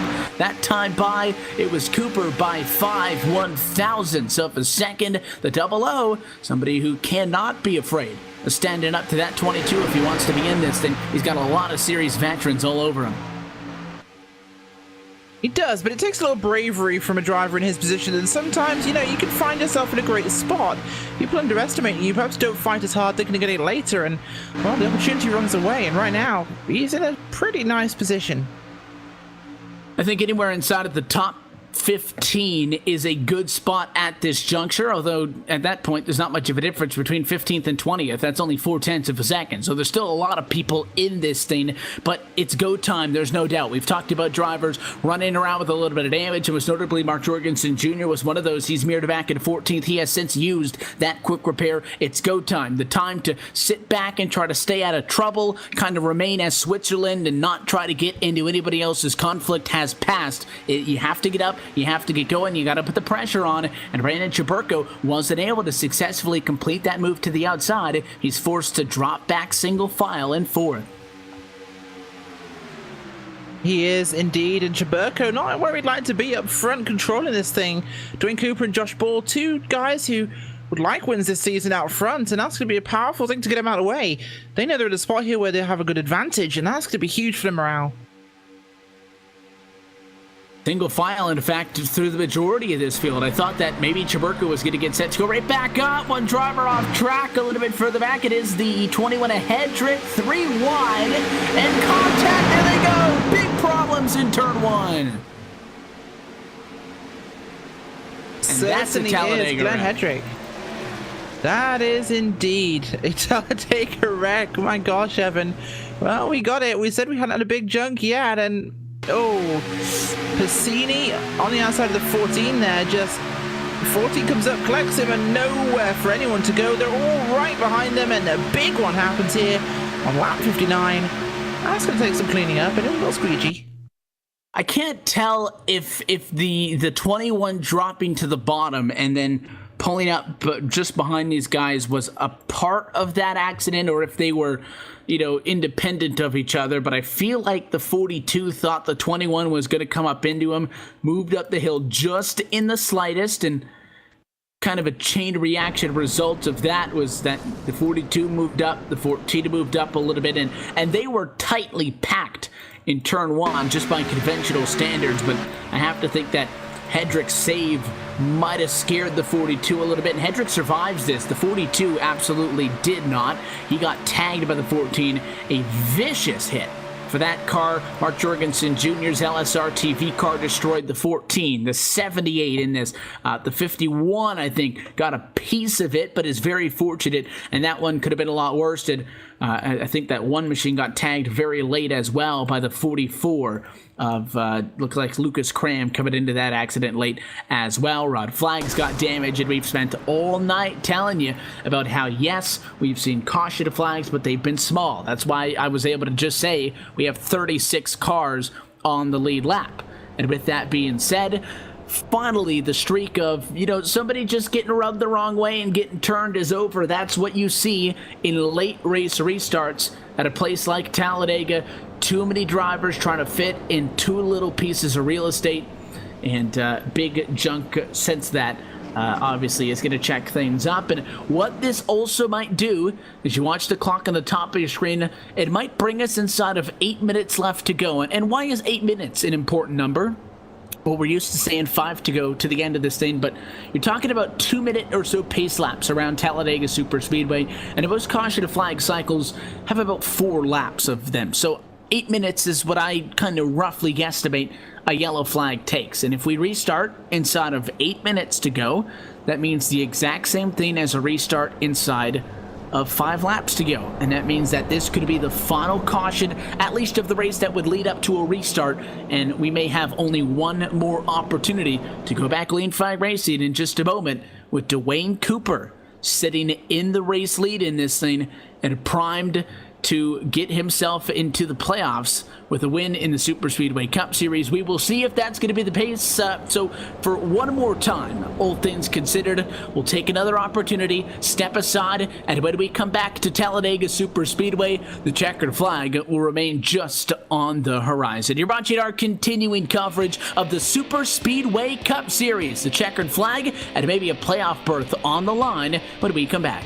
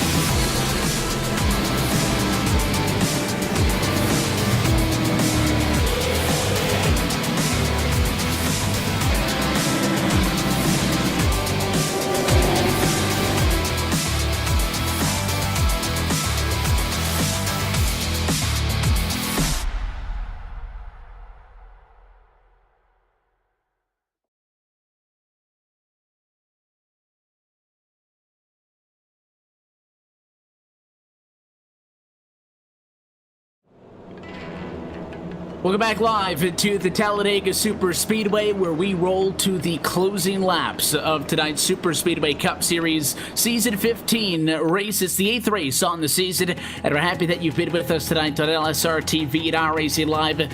This could be it as you watch the clock at the top of your screen just now walk inside of 8 minutes left to go. If we get any more than one lap in off at the start of this thing, this is going to be the final restart in this race. And going back on the comparisons I was drawing earlier between the difference at the end of a stage and the end of a race, if we do see a caution before the ticker at the top of your screen turns white and we get one lap to go, this race would end at that moment. Double Dwayne Cooper stands, I think, to gain the most out of anybody in this scenario as the iRacing.com official pace car drops down to the safety of the pit lane. We're going to be brought back to the green flag by the Double Dwayne Cooper in search of a first career Super Speedway Cup Series win. Here he comes alongside of the 40 to Josh Ball. Green flag flies. Not a good restart, though. Very slow, and he loses the race lead. Very quickly there, actually. Brennan Chaburko leaping super fast with Ball as Cooper's dreams may drop away. No, Chaburko not clear, but Ball gets down in front of him. Bit of elbow checking there between the 00 and the 22. And the 00, again, you can't make a mistake like that on series veterans like Ball and the 22 at Chaburko, although to give him credit, he didn't roll over, let the 22 bully him, and I don't think that was the right move. He's going to go to the outside of the racetrack, hoping Chaburko will work with him. I'm not sure that's a safe gamble. The 7 Watford fills the spot on the inside. Chaburko goes down low, very tight, as Hendrick forces his way through, and it is ready for all hell to break loose. Here we come this time. Watford looking at the outside. A Ball going to go high to block. They know this is going to be over, and I think they just want to hope to be not the one that wrecks here and ends this thing, because we're now inside that window of this will end your race tonight. But yeah, these guys are racing like this is the final lap here. They know the next caution ends this thing. They got to go. Now is go time. Here comes the 57 to set the merchant, and there they go. Cooper going to get turned. Caution, a flag is going to fly, and that should be all she wrote from control car to wrecked.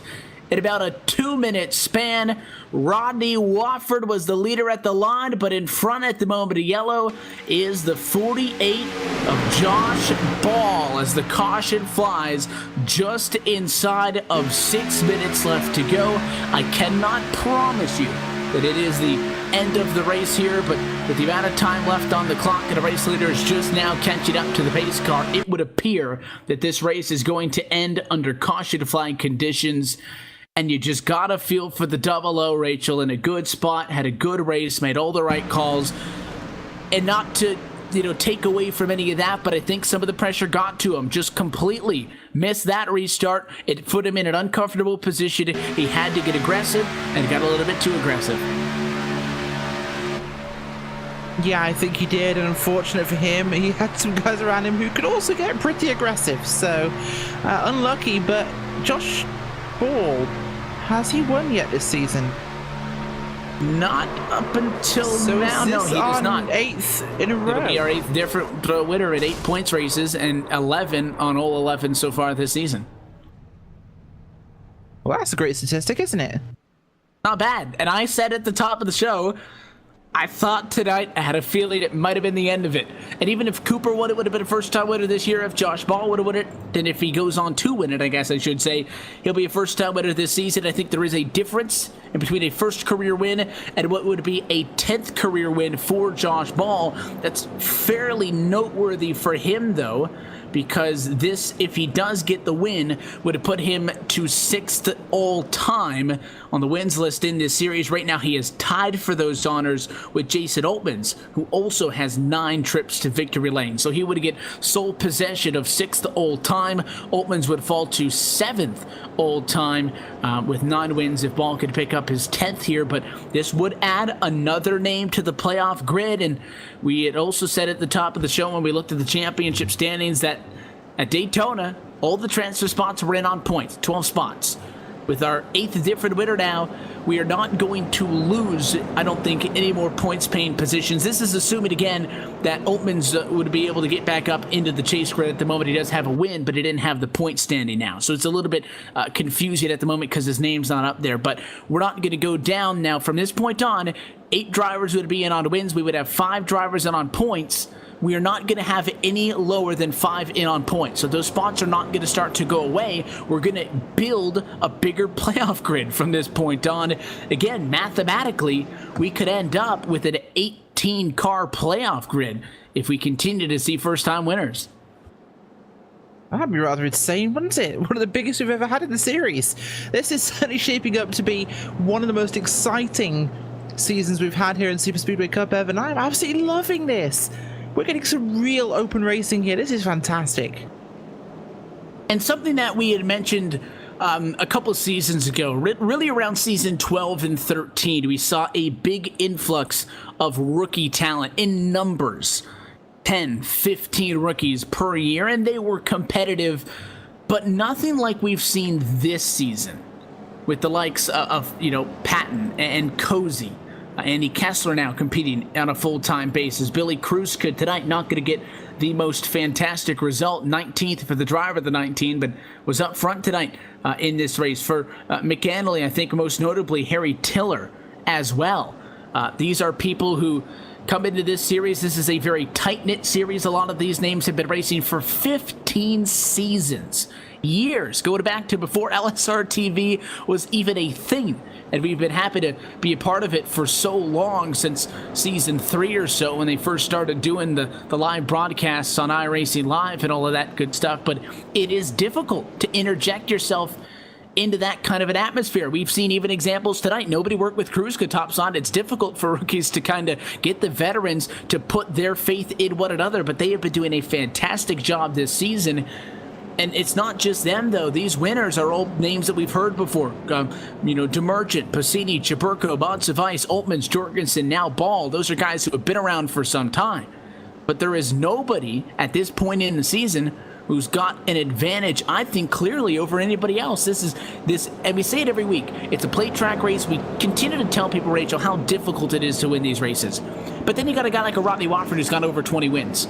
Brandon Chaburko's got over 20 wins, and you wonder, they're averaging more than one win a season. How do they do that? And we tell you, well, there's a point where talent comes into that, and there's no question in that. But this season, I agree completely with what you said. I think is the most wide open we've seen this thing in some time. Oh, it really is. I mean, last season we saw Jorgensen Jr. win how many races?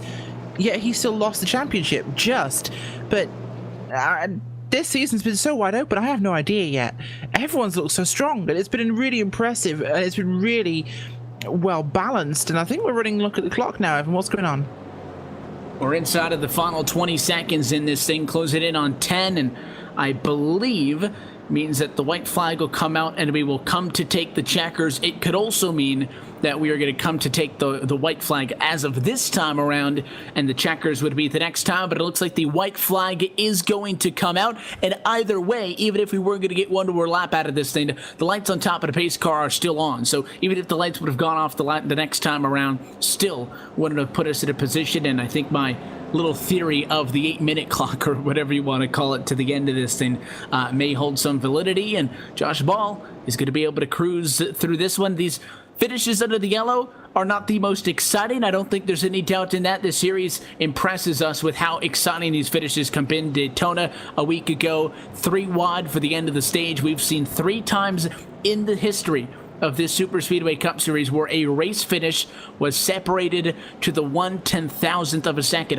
iRacing telemetry will only show you to the 1/100th of a second, to a 3 decimal point, and it has showed a tie on those stats. But Josh Ball, the stat sheet, the all-time wins list, that's going to move him up to 6th with this one is not going to show if it was by a second under caution or if by a 1/10 of a second under green. A checkered flag is a checkered flag, and Josh Ball going to get the win tonight from Talladega and to punch his ticket into the championship as the 8th different winner in 8 races this season.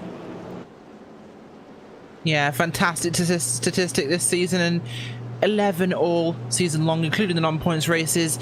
What a season we're looking at here, Evan. This is going to be a huge one. So the 48 machine going to be able to get the job done in this thing. We're going to end the night with 29 cars total scored on the lead lap, and that'll be all she wrote tonight from Talladega. So the driver of the 48 gets the job done, and he'll be down at victory lane with us in just a little bit. Light's going to go back on top of the pace car just so that nobody tries to run off with the end of this thing. But Josh Ball takes home the checkered flag, and we'll step aside, come back to Talladega, and when we do, we will chat with Josh Ball, Seth the Birch, and Rodney Wofford, your top finishers, and give you an updated look at what tonight does to the playoff picture here in the Superspeedway Cup Series. You're watching LSRTV's continuing coverage of Season 15 of the Superspeedway Cup Series. We'll be headed to victory lane when we come back.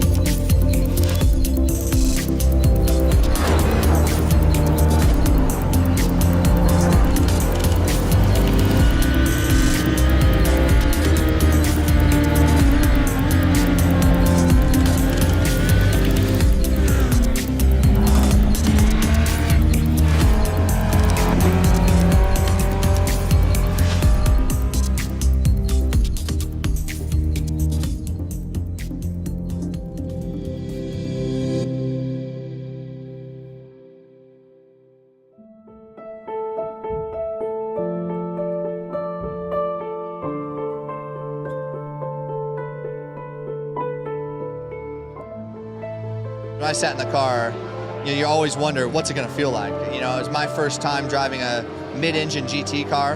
My thoughts were, wow, this is really good for our first time in a car. I was really surprised by it. You're sitting low, you got the A-pillars at steep angles, the windshields at steep angles, you can see the fender flares. I think we have a chance to win. Everything's got to go right, but I think we have a car that can win the race or be on the podium. But can you imagine how cool that would be to go back 50 years later to the year and do it?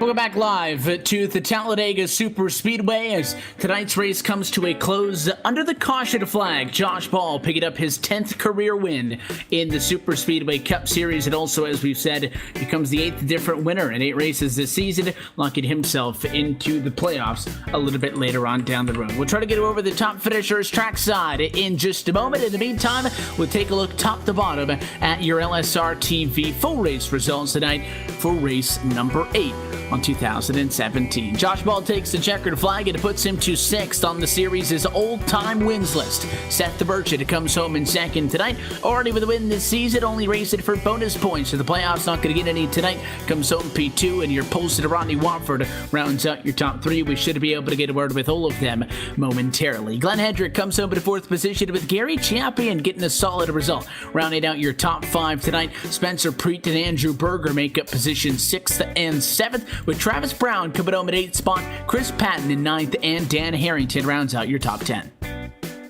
11th place tonight is Michael Cossey Jr. with Andy Kessler, Mike Thiel, Justin Devine, Brennan Cruz Monsivice in 15th place with Daniel Holloway, Jared Haggerty, Rod Flagg, Billy Kuzka, and Sean McCarrick.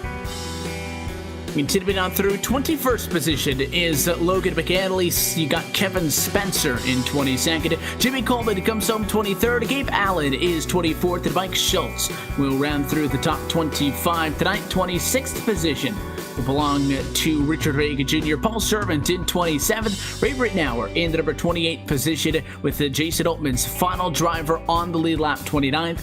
And Wayne Cooper leading out the drivers who do not make it to the end in 30th. 31st place tonight, unfortunately for them, Brandon Chaburko, 31st place after that big crash, Harry Tiller, Chris Bassini, Victor Bartlett, Marge Augustin Jr., Lucas Cram, Tanner Mann, Ramon Evans, James Poleski, and Lee Heron. That's a look top to bottom at your LSRTV full race results. Only one of those 40 drivers walks at it tonight with the checkered flag, and we are trackside with the driver of the number 48 machine. Josh Ball is your winner tonight from Talladega Superspeedway. Josh, congratulations on the win.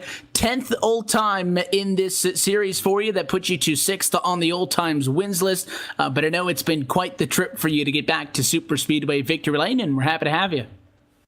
Oh, thanks, Evan. Yeah, it was fun out there tonight. I mean, kinda. I mean, there's about 10 laps of green flag at a time, but we made the most of it and maneuvered our way up through the field there and got the W. This race, as you alluded to there, had a lot of caution flags in it. Nobody can deny that. And it meant that for the first time this season, we actually saw drivers at the end of the stage break be able to not have to take on fuel and still stretch it out to the end of this thing. But for you guys, the night didn't start all that well. Deep middle pack into practice 28th. We did have a abnormally large field tonight. So, maybe that puts you back a couple more spots with that many cars with us. But you guys start 26th position. One would think that a race with a lot of yellows would make it more difficult to work through the pack, but it didn't really seem to hurt you guys that much. Yeah, not too much. I mean, the qualifying was my fault. I just got into the wall on a pace lap and wasn't really paying attention. So, we had to work up through the field. I think for the first 9 or 10 laps, might have been 8, but it went pretty green, and we're at least able to work up to, I think, the 15th or 16th place, got a pit, and then it kind of just fell out from there, just stayed up in the top 10 most of the rest of the night. But like you said, the cautions, with the new track speed, 60 miles an hour pace, and that really slowed it down too. So yeah, a lot of, I know I pitted right after the stop there, the yellow at the 50 laps, and I was able to make it. So, and I still had plenty of gallons. So I'm sure a lot of the other guys in the back the same way. This win is going to put you guys in a spot to be able to qualify for the playoffs in this series. You did come into tonight 36th, though. I would assume that the points from this win would put you to the top 30, but I can't confirm. It looks like you guys are actually going to be scored 33rd at the moment. So your name is not yet going to jump up onto that playoff grid. Obviously, if you guys are just able to get a couple of starts for the rest of the season and just show up to the racetrack, you'll be able, I think, to hit those 3 spots and get up into the playoffs. So I know that's got to be big for you returning to this series. And I think as these weeks continue to work on kind of getting back in that old school 48 machine form. Yeah, we had a good run. I was kind of doing part-time this season just to see how it went, just to see how the racing was, and a lot of good guys out there, new guys on the field as well.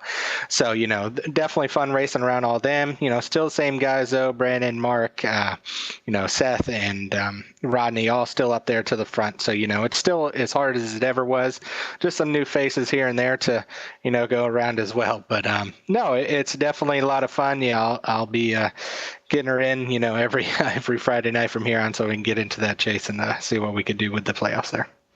We look forward to seeing you guys through the rest of the season as well, because just because you're in doesn't mean, it's done. I think that having that weight lifted off of your shoulder means you can get a little bit more edgy in some of the calls, and any more wins you guys are able to accumulate this season are only going to give you that, guys, more bonus points going into the first round of the playoffs. And we have yet to see a repeat winner. 8 different points races, 8 different winners. If you want to include Speed Weeks, we've had 11 different race winners and 11 starts this season.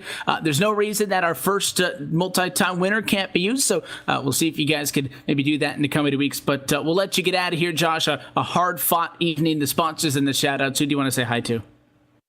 Yeah, it was definitely a hard-fought night. I just want to thank you guys, LSRTV, Evan, Cisco, Rachel, everybody that was here tonight, Rod for putting on the league, obviously, and, just everybody that really worked with me tonight. It was just just fun out there racing. So that's what I mainly came back for. So that's it. But I just want to thank you guys again and have a good rest of your night.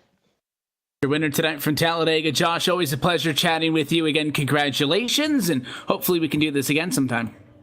Thanks, Evan. The drivers who come home in second and third tonight, drivers who are no strangers to victory lane, and 2 names who were looking to kind of add to what they've done this season. Seth the Merchant comes home 1 spot away from a second win this season, and Rodney Warford to put up a good fight, still searching for his first points win on season number 15. Trackside with both of those drivers is Rachel Whiteford, beginning with the driver of the 57. Thank you very much, Evan. Yes, I'm here with Seth the Merchant coming on second today. Seth, a close run thing for you, and that end was a little bit hairy. Yeah, I wish that we would have been able to go green there. I think I could have maybe got something rolling on the top. There was a good group of cars up top, and I think there was a big push about to build up with the momentum, and I don't know what was going on back there. A lot of wrecks tonight. Just luckily I was in good positions to not be in any of them, and came out with a P2. Well, good result for you, and certainly useful points in the rankings for the playoffs, of course. Who makes it work for you guys on the team? Just got to thank P-Money Designs for painting the cars, and that's it. Seth the Merchant coming on in second place tonight. Thank you very much, Seth.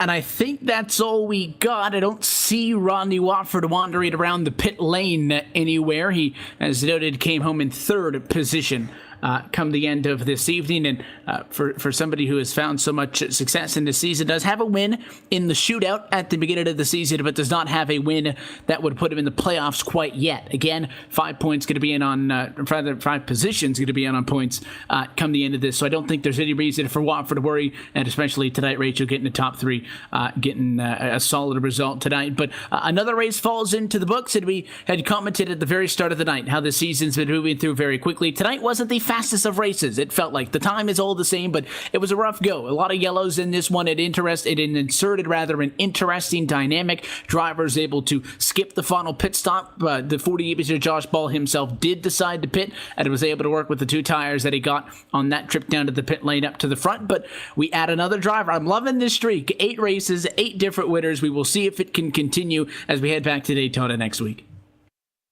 We certainly do, and I cannot wait to see what happens next time out. This season is becoming so topsy-turvy.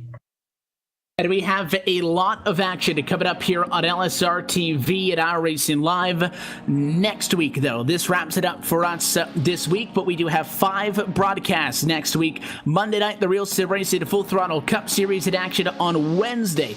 We do have a special event with the Cars Esport Tour. The Fall Brawl is on LSR TV. You can sign up for that event. Information is on our Facebook and our Twitter pages. On Thursday, the Upstate Racing League is with us. On Friday, we have a doubleheader with the Dixie 250 Super Late Model Showdown, and of course the Superspeedway Cup Series as well a little bit later on in the evening. You can get a full look at our upcoming broadcast schedule online at www.livesimracing.com, and you can also stay up to date with us by following us on the socials. On Twitter, that's at LSRTV, and on Facebook, that's at facebook.com/LSRTV official.